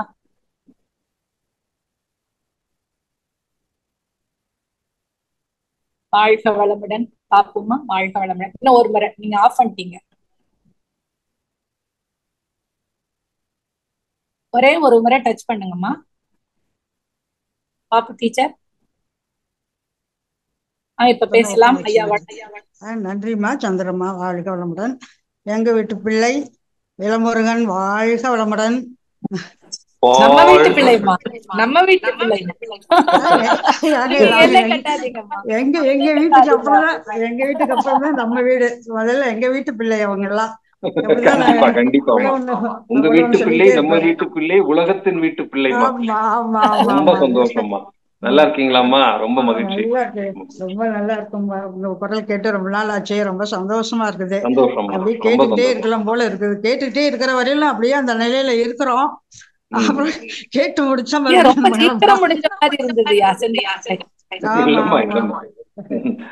ஒரு மணி நேரத்துக்கு மேல நான் டைம் பாக்குறது இல்ல. அது தானா ஆரம்பிக்குது, தானா நிக்குது. கட்டாயம். அந்த பத்திரிகையில மகிழ்ச்சி அழகா அந்த கவிதை ரொம்ப சிறப்பு, ரொம்ப அருமையா இருக்கு. உங்க கல்யாணத்தில் பத்திரிகையில தானே ஒரு கவிதை போட்டிருந்தாரு சொன்னீங்க. அதேதான் அந்த கவிதை. நல்ல பலமுறை கேட்கணும். அதெல்லாம் ரொம்ப அருமைங்க ஐயா. அது போல நீங்க அந்த 1 கோடி முறை கேட்க சொன்னீங்களே ஞான களஞ்சிய கவி, அது என்ன நம்பர் சொன்னீங்க? 131வது பக்கம்மா. 130, 131. பாடல் 175, 76, 77. சாட் பாக்ஸ்ல போட்டிருக்கேன்மா. அம்மா போட்டிருக்காங்கம்மா. அந்த கவி எண்ணும் பேஜ் நம்பரும் போட்டிருக்கேன். ஓ, நன்றிமா நன்றிமா. அதே போல சந்திரமாவை தான் இப்பதான் அம்மா பேரை தான் இப்பதான் கேட்டோம். அப்பா பேரை தான் சொல்லிட்டே இருப்போம் எல்லாரும். அம்மா பேர் இன்னைக்கு சொன்னது ரொம்ப சந்தோஷம். அவங்களுக்கு பிறந்த குழந்தைன்னு சந்திரம்மா சொன்னாங்க. அம்மா பேரையும் அப்பா பேரையும் ரொம்ப மகிழ்ச்சியா இருந்தது. ரொம்ப நன்றிங்க. வாழ்த்துக்கள். உங்களுடைய பணி சிறக்கட்டும். வாழ்க வளமுடன். உங்கள் அன்பும் வாழ்த்தும் எப்பயும் வேணுமா. வீட்டுல நம்ம ஊர்ல எல்லாரையும் கேட்டேன்னு சொல்லுங்க. மகிழ்ச்சி. அவர் கருத்துக்களை கொண்டு போய் சேர்த்துதான் உங்களை எல்லாம் உங்க குடும்பத்தையே அர்ப்பணிச்சு பிடிச்சிருக்காரு இல்லைங்களா? ரொம்ப சந்தோஷம். அவங்க எவ்வளவு மகிழ்ச்சிகளை உருவாக்கிட்டாருங்க. வாழ்த்துக்கள்ங்க. நன்றி நன்றி. சந்தோஷம். நன்றிமா. நன்றிமா. வாழ்க வளமுடன். அடுத்த அன்பராக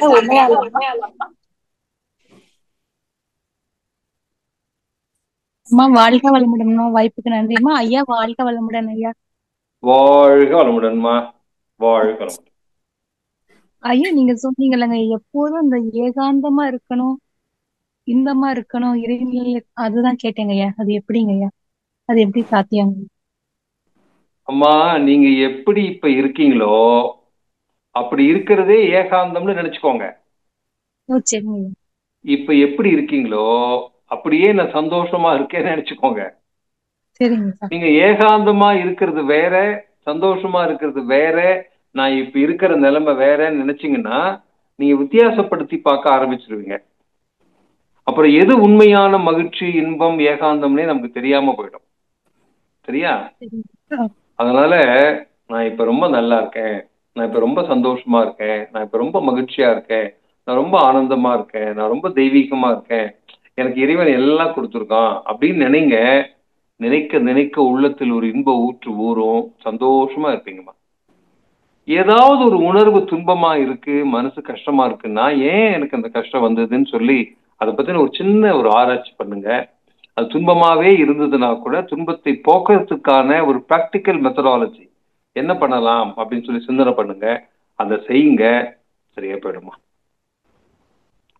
ரெண்டுமே ஒண்ணுதாம்மா. இன்பமும் துன்பமும் ஒண்ணுதான். இன்பம் கொஞ்சம் அதிகமானா பொருத்தமில்லா உணர்வா இருந்தா துன்பமா போயிடுது. துன்பம் கொஞ்சம் குறைச்சிக்கிட்டே வந்தோம்னா இன்பமா மாறிடுது. அமைதியா இருந்து பழகினோம்னா எப்பயுமே ஆனந்தமா இருக்கலாமா. சரியா? சரிங்க சரிங்க. சிறப்புங்கய்யா. மகிழ்ச்சிங்க. நன்றிங்கய்யா. அடுத்த அன்பராக செவ்வேல் ஐயா. வாழ்க வளமுடன் அம்மா. வாழ்க வளமுடன் ஐயா. ரொம்ப சிறப்பாக நீங்க சொன்னீங்க. அந்த மனம், அறிவு, நம்ம கொஞ்சம் சத்தமா பேசுங்கய்யா. வாய்ஸ் கொஞ்சம் சரியா கேட்கல. செவ்வேல் ஐயா.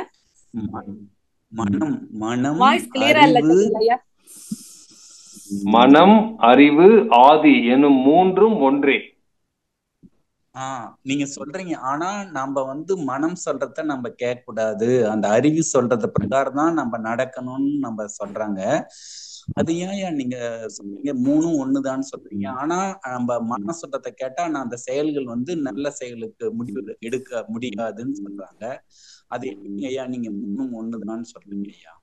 இல்லைங்கய்யா, மனம் இந்த கண்ணு, காது, மூக்கு, நாக்கு அப்படின்ற புலன் உணர்வுல எல்லை கட்டி இருக்கும் பொழுது இப்ப நமக்கு தேவையா தேவையில்லையான்னு சிந்திக்கக்கூடிய அறிவை நம்ம பயன்படுத்துறது இல்லை. சரிங்களா? இப்ப கண்ணு பாக்குது, கொஞ்ச நேரம் பார்த்ததுக்கு அப்புறம் கண்ணு வலிக்குது. அப்ப அறிவு சொல்லுது, போதும் கொஞ்ச நேரம் கண் பொத்துதல் பண்ணு, கொஞ்சம் கண்ணை மூடிக்கோ, கொஞ்சம் கண்ணு ரெஸ்ட் எடுத்துக்கோ, கண்ணு ரொம்ப எரியுது, இதுக்கு மேல பார்த்தா கண்ணு தாங்காது அப்படின்னு சொல்லி அறிவு சொல்லுது. ஆனா பார்த்து பார்த்து பழகிய கண் மனம் சொல்லுது, பரவாயில்ல இன்னும் கொஞ்ச நேரம் தானே பார்க்கலாம் அப்படின்னு சொல்லுது. நான் சொல்றது ரொம்ப சாதாரணமான உதாரணம். அதே மாதிரிதான் எல்லாமே. அவ மனம் என்ன பண்ணுதுன்னா, மனம் புலன் உணர்வுல போய் மயங்கினதால அந்த பழக்கத்திலேயே மனம் இன்பத்தை உணர்ந்து அனுபவித்ததாலேயே இன்பம் அதிகமாக போனால் துன்பம் வரும் என்று தெரிந்தாலும் கூட மனம் அந்த புலன் இச்சையிலேயே இருக்கு. அப்ப அதை தாண்டி வரும். அப்ப அறிவு சொன்ன உடனே கண்ணை மூடிக்கணும். காது கொஞ்ச நேரம் கேட்டா நல்லா இருக்கு, இதுக்கப்புறம் கேட்டா காதே ஒரு மாதிரியா இருக்குன்னா டக்குன்னு காதை மூடிக்கணும். நம்ம நடக்கிறோம், கொஞ்சம் கால் வலிக்குது, உடனே உட்காந்துக்கணும். அதையும் தாண்டி நான் நடப்பேன் அப்படின்னு நடந்தோம்னா நமக்கு கால் வலி அதிகமாகும், 3 நாள் நடக்க முடியாம போகும். அதனாலதான் அந்த மனம் புலன் வரையிலும் இருப்பதைத்தான் எல்லை கட்டிய மனம்னு சொல்றோம். அப்ப புலன்களை கடந்து மனம் சிந்திக்க தொடங்கும் பொழுது அதை நம்ம அறிவுன்னு சொல்றோம். அந்த அறிவை முழுமையாக உணர்ந்தால் அதை நாம் இறைநிலை என்று சொல்கிறோம். அதனாலதான் மனம் போன போக்கெல்லாம் போக வேண்டாம்னு சொன்னாங்க. ஆனா மனம் வைத்துத்தான் நம்ம வாழணும். கண்ணை பார்த்துதான் நம்ம வந்து படிக்கணும், காதுல தான் கேட்கணும், மூக்குல தான் நுகரணும், வாயில தான் நம்ம பேசணும், நாக்குல தான் சுவைக்கணும். பட் அந்த எல்லை நமக்கு தெரியுது. போதும் அப்படின்னு மனம் சொல்லும் பொழுது, அப்ப மனம் சொல்வதற்கு அறிவு காரணம். சொன்ன உடனே நம்ம நிறுத்திடணும். இப்ப ரொம்ப உடம்ப அதிகமா சிரமப்படுத்துறோம், உடம்பு கெஞ்சுது நம்ம கிட்ட, போப்பா போரும்பா, எனக்கு முடியலப்பா, கொஞ்சம் ரெஸ்ட் எடுத்தா பரவாயில்லப்பா, கொஞ்ச நேரம் எனக்கு கொஞ்சம் ஓய்வு கூடப்பா அப்படின்னு உடம்பு கெஞ்சுதுன்னா உடனே என்ன வேலை பார்த்தாலும் நம்ம நிறுத்திடணும். நிறுத்திட்டு படுத்து தூங்கிடணும். இல்லைன்னா உடம்பு தானா படுத்து தூங்கிடும், அப்புறம் உடம்பு எந்திரிக்காது. சரிங்களா ஐயா? அதே மாதிரி இன்னொரு கேள்வியா சொன்னீங்க, இந்த நம்மளுடைய மனம் எந்த அளவுக்கு விரியணும், அந்த நம்ம விரிஞ்சு அந்த நம்ம மகரிஷி ஐயா கொடுத்த அந்த அவத்தை எவ்வளவு தூரம் விரிகிறோமோ அந்த அளவுக்கு நம்ம அந்த ஆதி நிலையோட நம்ம 10 நிமிஷமோ 5 நிமிஷமோ நம்ம நிற்கும். அந்த மனம் விரிவடைந்து நிக்க அது வந்து நம்மளுக்கு இன்பமா தான் இருக்கு. ஆனா நீங்க சொல்றீங்க அந்த சும்மா இருக்கணும். அதே மாதிரி நம்ம மகரிஷி தவம் வந்து இந்த 9 மைய தவமோ துரியாதை தவமும் அது பஞ்சபூத நகரம் பண்ணக்குள்ள மனம் விரியக்குள்ள அந்த நிலையில தான் நிக்குது. ஆனா நாம வந்து அதுல நம்மளால ஒண்ணுமே அதை கன்சம்ஷன் பண்ண முடியல, எதுவுமே என்ன இருக்குன்னு அப்படியே அந்த உணர்வு நிலைக்கு இருந்து அப்போ ஒரு 10 நிமிஷம் 15 நிமிஷம் கழிச்சு தான் நம்மளுடைய இயல்பு எண்ணங்கள் வரக்குள்ள நம்ம திரும்பிடுறோம். அதை இன்னும் நம்ம நல்லா நீட்டிக்கணும்னா நம்ம என்ன வழிகள் செய்யலாம் ஐயா? இல்லைங்கய்யா, நீங்க நீட்டிக்கணும் அப்படின்றது எதுக்கு? அந்த அந்த நம்மளுடைய அந்த மனம் மகிழ்ச்சியா இருக்கிறதுக்காக.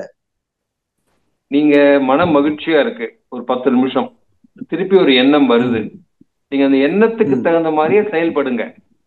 இல்லைன்னா அந்த எண்ணம் திரும்ப திரும்ப வந்துகிட்டே இருக்கும். சரியா? செயல்படுங்க. அந்த எண்ணத்தை பூர்த்தி பண்ணிடுறதுக்கு அப்புறம் திருப்பியும் தவம் பண்ணுங்க. சரிங்க. அப்ப திருப்பியும் உங்களுக்கு மனம் என்ன ஆகும்? விரியும், ரொம்ப ஆனந்தமா இருக்கும். ஒரு 10 நிமிஷம் நேரம் இருக்க முடியுதா? இருங்க. 10 நிமிஷம் கழிச்சு திருப்பி ஏதோ ஒரு காரணத்தினால நீங்க இயல்பான நிலைக்கு, ரொம்ப நம்ம யதார்த்தமான நிலைக்கு வர வேண்டி இருக்கா? வாங்க. பசிக்குது, தண்ணி குடிக்கணும்னு தோணுது, கொஞ்சம் தண்ணி ஸ்நாக்ஸ் சாப்பிடுங்க, ஒரு 5 நிமிஷம் ஓய்வு எடுத்துக்கோங்க, ரிலாக்ஸா உட்காந்துக்கோங்க, திருப்பி கண்ணை மூடி தவம் பண்ண ஆரம்பிங்க, திருப்பி அதே நிலைக்கு நீங்க போயிடுவீங்க.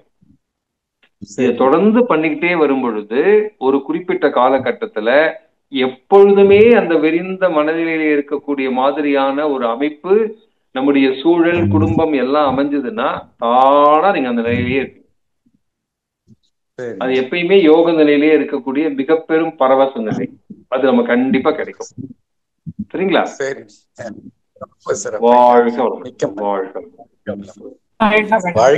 நன்றி நன்றி. அடுத்த அன்பராக சாந்தி கண்ணன் அம்மா அவர்கள் கும்பகோணத்திலிருந்து. வாழ்க வளமுடன் அம்மா. ஆமா, வாழ்க வளமுடன் ஐயா. வாழ்க வளமுடன். வாழ்க வளமுடன். சொல்லுங்கம்மா. ஐயா, இப்ப நீங்க சொன்னீங்களையா, நான் தான் செய்யறேன் அப்படிங்கறத இல்லாம எல்லாமே இறைநிலை தான் செய்யுது அப்படிங்கும் போது, நம்ம ஒரு செயல் செய்யும் போது அதை கூட ஒரு குறையா சொல்ல ஆரம்பிச்சோம். அந்த மாதிரி சூழ்நிலையில சரி அவங்க சொல்றாங்க நம்ம ஏற்றுக்க கூடாதுன்னா பதில் பேசிடுவோம். அந்த இடத்துல நம்ம இன்னமும் என்னைய அப்படியா தெரிஞ்சுக்கலாம். எப்பயுமேமா யார் குறை சொல்லுவாங்க அப்படின்னா, நிறையை காண முடியாத இயலாமையில் இருப்பவர்கள் தான் குறை சொல்வார்கள். சரிங்க. நம்ம அவங்களை நினைச்சு ரொம்ப பரிதாபப்படணும், பாவப்படணும், ஐயோ பாவம். அதனால நம்ம எந்த பாதிப்புக்கும் நம்ம ஆளாக வேண்டிய அவசியம் இல்லை. நம்ம அதை உள் வாங்கி மனம் நம்ம வேதனைப்பட வேண்டிய தேவையில்லை. பாவம், அவங்க தெரியல, அவங்களுக்கு அதனால குறை சொல்றாங்க அப்படின்னு நீங்க எடுத்துக்கோங்க. உங்களுக்கு அது எந்த பாதிப்பும் வராது. ஏன் என்ன எப்ப பார்த்தாலும் குறை சொல்லிக்கிட்டே இருக்காங்கன்னு அவங்களுக்கு அதிகமான முக்கியத்துவம் கொடுத்து நீங்க நினைக்க ஆரம்பிச்சீங்கன்னா நீங்க ரொம்ப துன்பப்படுவீங்க. அது வேண்டியதில்லை. இன்னும் ஒரு படி மேல போய் நம்மள இப்படி குறை சொல்றாங்களே, அப்படி நம்ம என்ன தப்பு பண்ணினோம், நம்மகிட்ட என்ன குறை இருக்கு, இவங்க குறையே சொல்லாத மாதிரி நான் இன்னும் எப்படி என்னை முழுமையாக நான் என்னை மாத்திக்கலான்ற சிந்தனைக்கு நீங்க போயிட்டீங்கன்னா துன்பமே இல்லைம்மா. சரியா? சரியா? ஓகே. மகிழ்ச்சியா மிக்க நன்றி. வாழ்க வளமுடன். வாழ்க வளமுடன். நன்றி அம்மா. வாழ்க வளமுடன். வாழ்க வளமுடன். வாழ்க வளமுடன். அடுத்த அன்பராக நமது மூத்த சகோதரி இந்திராணி அம்மா அவர்கள். வாழ்க வளமுடன் அம்மா. வாழ்க வளமுடன் தம்பி. வாழ்க வளமுடன்மா. ரொம்ப மகிழ்ச்சி. 2 மாசம் ஆச்சு உங்க குரலை கேட்டு. இடையில நான் பாலா கிட்ட எல்லாம் பேசும்பொழுது உங்களை ரொம்ப கேட்டேன். ரொம்ப சந்தோஷமா. நல்லா இருக்கீங்களா? நல்லா இருக்கேன். நீங்க சொல்லிட்டு போன பிறகு அறிவுரை எல்லாம் அப்பப்ப நான் அதை கொண்டு வந்து ரீகால் பண்ணிட்டு என்ன நானே தேத்திட்டு இருக்கிறேன். அறிவுரையே இல்லம்மா, அம்மா நல்லா இருக்கணும்னு மகன் வேண்டி கேட்டுக்கொள்கிறேன். அவ்வளவுதான். ரொம்ப மகிழ்ச்சியா இருக்கு. அதை எப்படி வெளிப்படுத்துறதுன்னு தெரியல. நேர்ல பாக்குற மாதிரி வீட்டுல உங்களோட இருந்து உரையாடுறது மாதிரி ஒரு எண்ணம். அப்படியே அப்பா அம்மா பத்திய சிந்தனை இதெல்லாம் போகுது. ஆனா நான் இப்போ நான் கேள்வி கேட்க போறேன். அத கேட்கலாமா வேண்டாமான்னு எனக்கு சந்தேகமா இருக்கு. அதெல்லாம் ஒண்ணு இல்லம்மா, நீங்க சந்தேகமே வேண்டாம். நீ மகன் கிட்ட என்ன வேணா கேட்கலாம், கேளுங்க. நீங்க அதுக்கான தீர்வு சொல்லுவீங்க நம்பிக்கையோட கேக்குறேன். ஆனா சரியா தவறான்னு தெரியல, மன்னிச்சுங்க, சொல்லிடுறேன். நீங்க எல்லை கடந்து நாம பக்குவப்படுத்திக்கணும். ஆனா எல்லை கடக்கணுங்கிறீங்க. இந்த ஒரு வரையறைகளுக்குள்ளார ஒரு வாழ்க்கையை அமைச்சாதானே அது தண்டவாளத்துல ஓடக்கூடிய ரயில் மாதிரி நேரா போக வேண்டிய இடத்த சேர முடியும். அந்த எல்லையை தாண்டணும்னு நினைக்கும் போது நம்ம சங்கடத்துக்கு ஆளாகும். ஒரு சின்ன விஷயம். அடுத்தது பழுத்த ஆன்மீகவாதிகள், பக்தர்கள், ஞானிகள், இவர்களுக்கு அது சாத்தியப்படும். அவர்களுடைய வாழ்க்கையில அவர்கள் எல்லையை கடந்து இருக்கலாம், யதார்த்தத்தை விட்டுட்டு தனியா இருக்கலாம். இன்னும் சிலர் நினைச்சு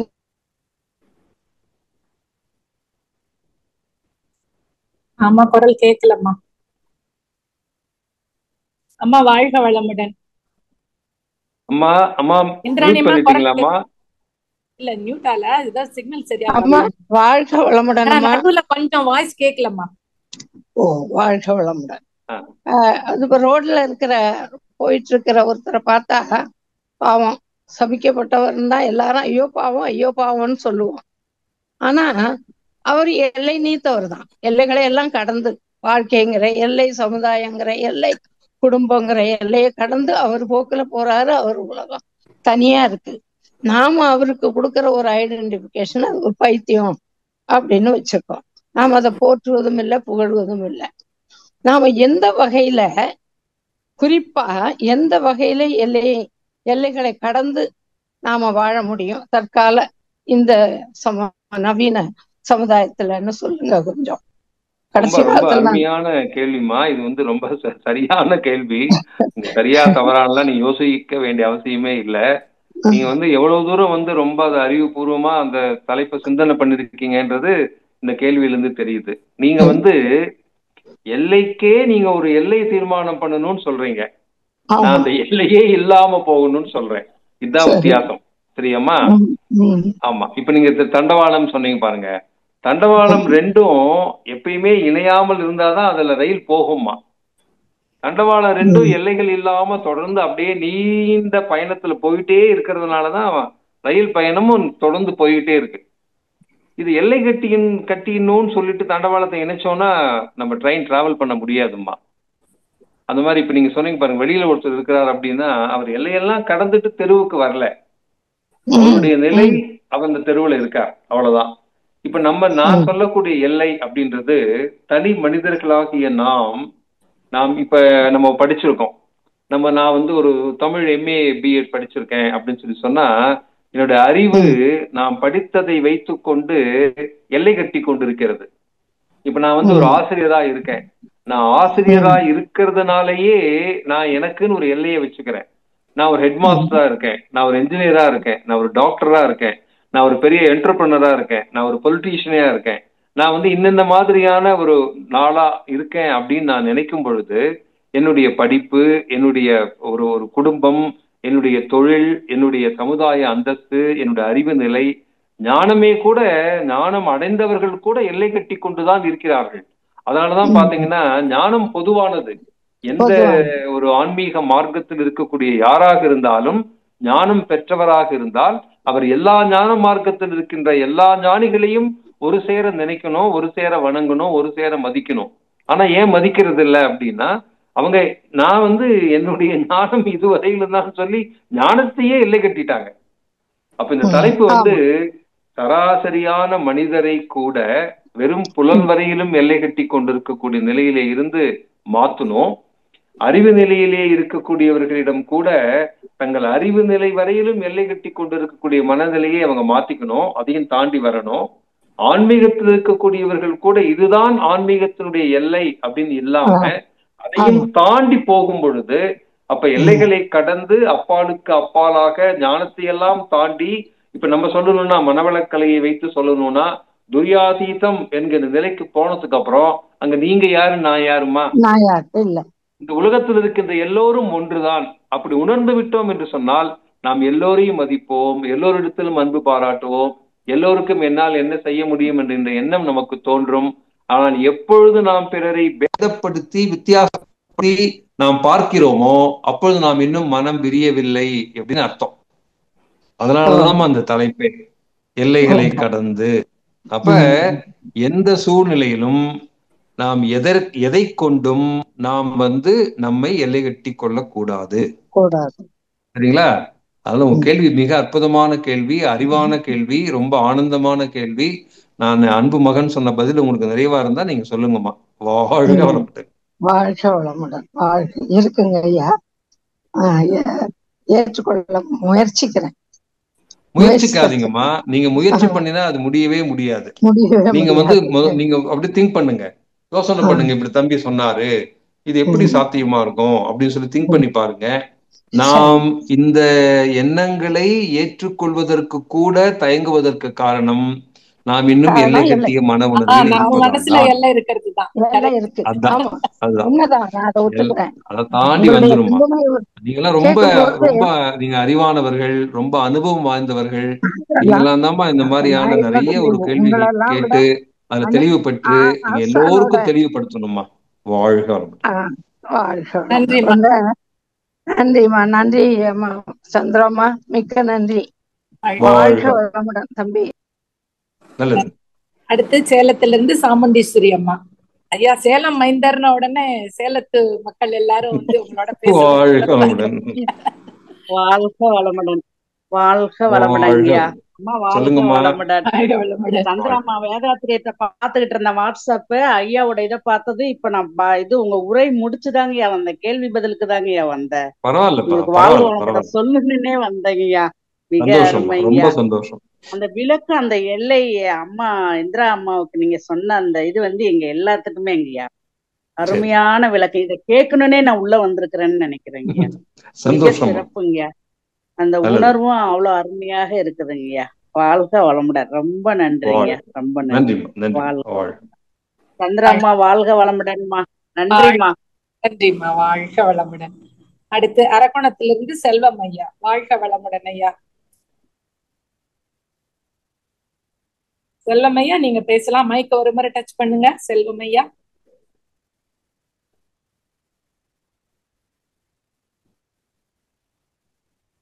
அடுத்த அன்பராக புவனா அம்மா. வாழ்க வளமுடன். புவனா அம்மா, நீங்க மைக்க ஒரே ஒரு முறை டச் பண்ணுங்க. இணைப்புல வந்திருக்கீங்க, ஐயா கிட்ட பேசுங்கம்மா. நன்றி அம்மா. ஐயா வாழ்க வளமுடன். வாழ்க வளமுடன். சொல்லுங்கம்மா. ஐயா எல்லை இல்லாமல் இருக்கணும் அப்படின்னு சொல்றீங்க. இப்ப நம்மளுக்கு ஒருத்தர் வந்து ஏதாச்சும் கெடுதல் பண்ணிட்டே இருப்பாங்க.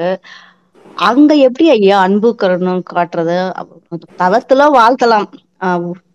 அவருக்கு நல்லா இருக்கணும், மனம் திரிந்து நல்வாழ்வு பெற வேண்டும் அப்படின்னு சொல்லி நம்ம வாழ்த்துறோம். டைரக்டா கம்யூனிகேட்டும் பண்றதுக்கு மனசு வராது இல்லையா? மனசு வரணுமா? வந்தாதான் அவன் உண்மையான மனவள கலைஞர்கள். சரியா? இல்ல இல்ல அவங்க அவங்க அவங்க வந்து வெளியாளுங்க. அவங்க மனசு மாறாது. அவங்களுக்கு தெரியாது இது செஞ்சா தப்பு அப்படின்னு சொல்லி அவங்களுக்கு தெரியாது. தெரியாம அஜ்ஞானம் இருந்ததால்தான் எல்லாமே பண்றாங்க. தப்பு பண்றவங்க எல்லாருமே. அது நம்மளுக்கு தெரிஞ்சதுனாலதான் நம்ம வந்து வாழ்த்துறோம். அங்க எப்படி எல்லை இல்லாமல் அங்க எப்படி இருக்கிறது? சில விஷயங்கள்ல எல்லாம் கட்டிதானே இருக்கணும். இல்லம்மா, இல்ல இப்ப நீங்களே சொல்லிட்டீங்க, அவங்க பாவம், அவங்களுக்கு ஒண்ணுமே தெரியாது, அவங்க செய்யறது எதுவும் தெரியாம தான் தப்பு பண்றாங்க நீங்களே சொல்லிட்டீங்க. அப்ப அவங்க மேல நம்ம இன்னும் ரொம்ப அன்பு வைக்கணும். இப்ப தெரிஞ்சு ஒருத்தர் தப்பு பண்ணினா இப்படி தெரிஞ்சே பண்றாங்களேன்னு வருத்தப்படணும். இப்ப நம்ம மண்ட அன்பர்களா இருந்தா அவங்க கிட்ட நேரா போய் சொல்லணும், நீங்க பண்ணினது சரியில்லைங்க, எவ்வளவு பேர் உங்களுடைய பேச்சால கஷ்டப்படுறாங்கன்னு. அவருக்கு உள்ள மனசு படும். இப்ப நீங்க சொல்றவங்க மன்றத்துக்கே வராதவங்க, இப்படி தெரியாதவங்க. அப்ப அவங்களுக்கு வந்து அவங்க தாங்கள் செய்வது இன்னது என்று அறியாமல் செய்கிறார்கள். அப்ப நம்ம அவங்க மேல ரொம்ப இன்னும் ரொம்ப அதிகமான அக்கறையும் அன்பு வச்சு நீங்க சொன்ன மாதிரி நல்ல வாழ்த்தணும். அவங்க கண்டிப்பா நல்ல முறையில மன்றத்துக்கு வந்து பயிற்சி எடுத்து தாங்கள் செய்யறது சரியில்லைன்றது அவங்களா உணரணுன்ற அளவுக்கு நம்ம வந்து முயற்சி எடுக்கணுமா? சரிங்களாமா? ஆமா ஆமா. அதனால வந்து இதுக்கும் நீங்க எல்லை கட்டி இருக்கக்கூடிய மனநிலைக்கும் சம்பந்தமே இல்லை. அவங்க உண்மையில அவங்க மேல ரொம்ப நம்ம பரம் கருணை வைத்து பாவம் அப்படின்னு சொல்லக்கூடிய மிகப்பெரிய பரிதாபமான ஒரு உணர்வை வைத்து அவர்களை சீக்கிரமா நல்ல வழிக்கு கொண்டு வரணும்ன்ற ஒரு சங்கல்பத்தோட நீங்க பண்ணுங்க. அவங்க சீக்கிரம் மாறிடுவாங்க. வாழ்க வளமுடன். ஐயா நன்றி. உங்கள் கல்யாணத்துக்கு பிஃபோர்ண்டே இந்த ஆன்மீகத்துல இருக்கிறீங்களாங்க நீங்க? ஆமாம்மா, நான் வந்து ரொம்ப சின்ன வயசுல இருந்து இருக்கேன்மா. 10 வயசுல இருந்து இருக்கேன். அப்போ உங்க பசங்க எல்லாம், உங்களுடைய பசங்கள் எல்லாம் இப்ப எப்படி அங்க இருக்காங்க? இந்த ஆன்மீகத்துல இருக்காங்களா இல்லையா? எங்க பசங்க எல்லாருமே வந்து ஆன்மீகத்துல இருக்காங்கம்மா. பட் என்ன அளவுக்கு இல்ல. அவங்க எல்லாம் இப்பதான் படிச்சு இப்பதான் அவங்க வந்து இப்ப வேலைக்கு போகக்கூடிய முயற்சியில் இருக்காங்க. ஆனா அவங்க எல்லாம் பயிற்சி எல்லாம் எடுத்தவங்கம்மா அவங்க எல்லாருமே. இல்ல இல்ல பிஃபோர் மேரேஜே உங்களுக்கு கிடைச்சிருக்கு இல்லையா? அதனால உங்க லைஃப் எப்படி இருக்கு, உங்க ஃபேமிலி பத்தி தெரிஞ்சுக்கிறது. இல்ல ரொம்ப ஃபென்டாஸ்டிக்கா இருக்கு. ஏன்னா கர்மயம் சுத்தமா இருக்கும். அதனாலதான் நான் கேட்கிறேன். இல்லம்மா, அதனாலதான் சொல்றேன். நான் வந்து பல ரொம்ப நெருக்கமான இடங்கள்ல பப்ளிக்ல நான் சொன்னது இல்ல. எங்க பசங்க மாதிரி ரொம்ப நல்ல பசங்க நான் வந்து இன்னைக்கு உலகத்திலேயே கிடையாது. அவங்க எல்லாம் வெளிநாட்டுல இருக்காங்க. ரொம்ப நல்ல பசங்களா இருக்காங்க. ரொம்ப அறிவான பசங்களா இருக்காங்க. ரொம்ப ஒழுக்கமான பசங்களா இருக்காங்க. அதை விட நல்ல குணங்கள் இருக்கக்கூடிய பசங்களா இருக்காங்க. அதுக்கெல்லாம் ஒரே காரணம் அதுதான்மா. அது என்னோடது மட்டும் இல்ல, எங்க அப்பா அம்மாவுடைய வித்து, சாமிஜியுடைய வாழ்த்துமா. அதனால அதெல்லாம் தான் காரணம். அதனால நல்லா இருக்காங்க. கண்டிப்பா கல்யாணத்துக்கு முன்னாடி நான் பல இடங்கள்ல கல்லூரிகள்ல போய் பயிற்சிகள் நடத்தும் பொழுதெல்லாம் இந்த பயிற்சியை எடுத்துக்கோங்க, தியானம் எடுத்துக்கோங்க, காய்கல்பம் எடுத்துக்கோங்க எல்லாம் சொல்லும் பொழுதெல்லாம் வலியுறுத்தி சொல்றது, நீங்க திருமணம் ஆவதற்கு முன்னால இந்த பயிற்சி எல்லாம் எடுத்துக்கிட்டீங்கன்னா உங்க வித்து தூய்மையா இருக்கும். திருமணமான பிறகு கணவன் மனைவியா 2 பேரும் சேர்ந்து திருப்பியும் காய்கல்ப பயிற்சி எடுத்துக்கோங்க. 3 மாதங்கள் நல்ல முறையில இந்த பயிற்சியை பண்ணுங்க. அதுக்கப்புறம் உங்களுக்கு பிறக்கக்கூடிய குழந்தைகள் கருவிலே திருவுடைய குழந்தைகளா இருக்குன்றதை வலியுறுத்தி சொல்றேம்மா. அப்படி நல்ல தெய்வீகமான குழந்தைகள் இப்போ பிறந்துட்டு இருக்காங்க.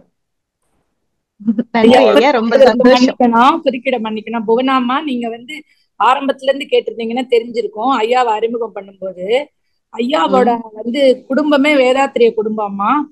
ஐயாவோட தெய்வ திரு அம்மா அப்பா 2 பேரும் மரகதம் அம்மா சுப்பு ஐயான்னு சொல்லிட்டு மகரிஷி கூடவே இருந்தவங்க. அவங்க பேர் கேட்டேன், ஆனா அவங்க அப்படின்னு எனக்கு தெரியாது. மகரிஷியோட அணுக்க தொண்டர்கள்மா அவங்க 2 பேரும். மகரிஷி கூடவே இருந்தாங்க. அந்த சேலம் பக்கத்துல எல்லாம் வந்து மனவளக்கலையை கொண்டு வரதுக்கு அந்த காலத்துல ரொம்ப தொண்டு பண்ணிருக்கிறாங்க. இப்ப ஐயாவும் ஐயாவோட குடும்பமும், ஐயாவோட சகோதரி தான் அருட்செல்வி அம்மா, ஜூம்ல பேசுவாங்கல்ல அருட்செல்வி அம்மா. அவங்க அதே மாதிரி சக்தி சரவணன் உலகநாதன்ங்கிறவங்களும் வந்து ஆமா அவங்க இவங்களோட கசின் பிரதர். தெய்வீக குடும்பம். தெய்வீக குடும்பம் நீங்க கேக்குறீங்களே, அதனால இந்த குழந்தைங்க நல்லாதான் இருப்பாங்கம்மா. அங்க இருக்கண்ணி அம்மா அங்க இருக்க நீ அம்மா இவங்களோட கசின் சிஸ்டர். ஆமா, அப்புறம் பெங்களூர் அவங்க தான் தெரியும். அவங்க எல்லாரும் ஐயாவோட சொந்தக்காரங்கம்மா, ஐயாவோட குடும்பம். ஓ ஐயா, ஒண்ணும் நினைச்சுக்காதீங்க, நான் ஜஸ்ட் எப்படின்னு தெரிஞ்சுக்கிறதுக்கு தான் அவங்க பத்தி கேட்டேன், அவ்வளவுதான். நான் நினைக்கிறதே இல்லம்மா, அதனால ஒண்ணும் இல்ல, நீங்க என்ன வேணா கேட்கலாம். சரிங்களா? ரொம்ப சந்தோஷம் நீங்க கேட்டது, ரொம்ப சந்தோஷம். நன்றி ஐயா, வாழ்க வளமுடன். நன்றி அம்மா. நன்றி நன்றி, வாழ்க வளமுடன். ஏன்னா அந்த ஐயாவோட பேச்சு, ஐயாவை நேர்ல பார்க்கக்கூடிய ஒரு பெரும் வாய்ப்பு எனக்கு கிடைச்சது. அவங்க அன்பும் கருணையும் அதே வடிவத்தோட இருக்கிறாங்க. ரொம்ப ஒரு அந்த ஐயா வாழ்த்து சொல்றதே ஒரு அற்புதமா இருக்கும் நமக்கு. நல்ல வேதாத்திரியமாவே வாழ்ந்துட்டு இருக்காங்கன்னு சொல்லலாம். அவ்வளவுதான். நன்றி நன்றி நன்றிம்மா, வாழ்க வளமுடன். வாழ்க வளமுடன். மிக்க நன்றி ஐயா, ரொம்ப சிறப்பான உரை. அன்பர்களோட கேள்விக்கும் ரொம்ப அருமையான ஒரு விளக்கங்கள் கொடுத்தீங்க. மனமார்ந்த நன்றிகள் ஐயா, வாழ்க வளமுடன். நிகழ்ச்சி வாழ்க வளமுடன்மா, ரொம்ப நன்றிம்மா, வாழ்க. நன்றிங்க ஐயா, வாழ்க வளமுடன் ஐயா. நம் கடமை அறவாழ்வின் நாட்டத்தை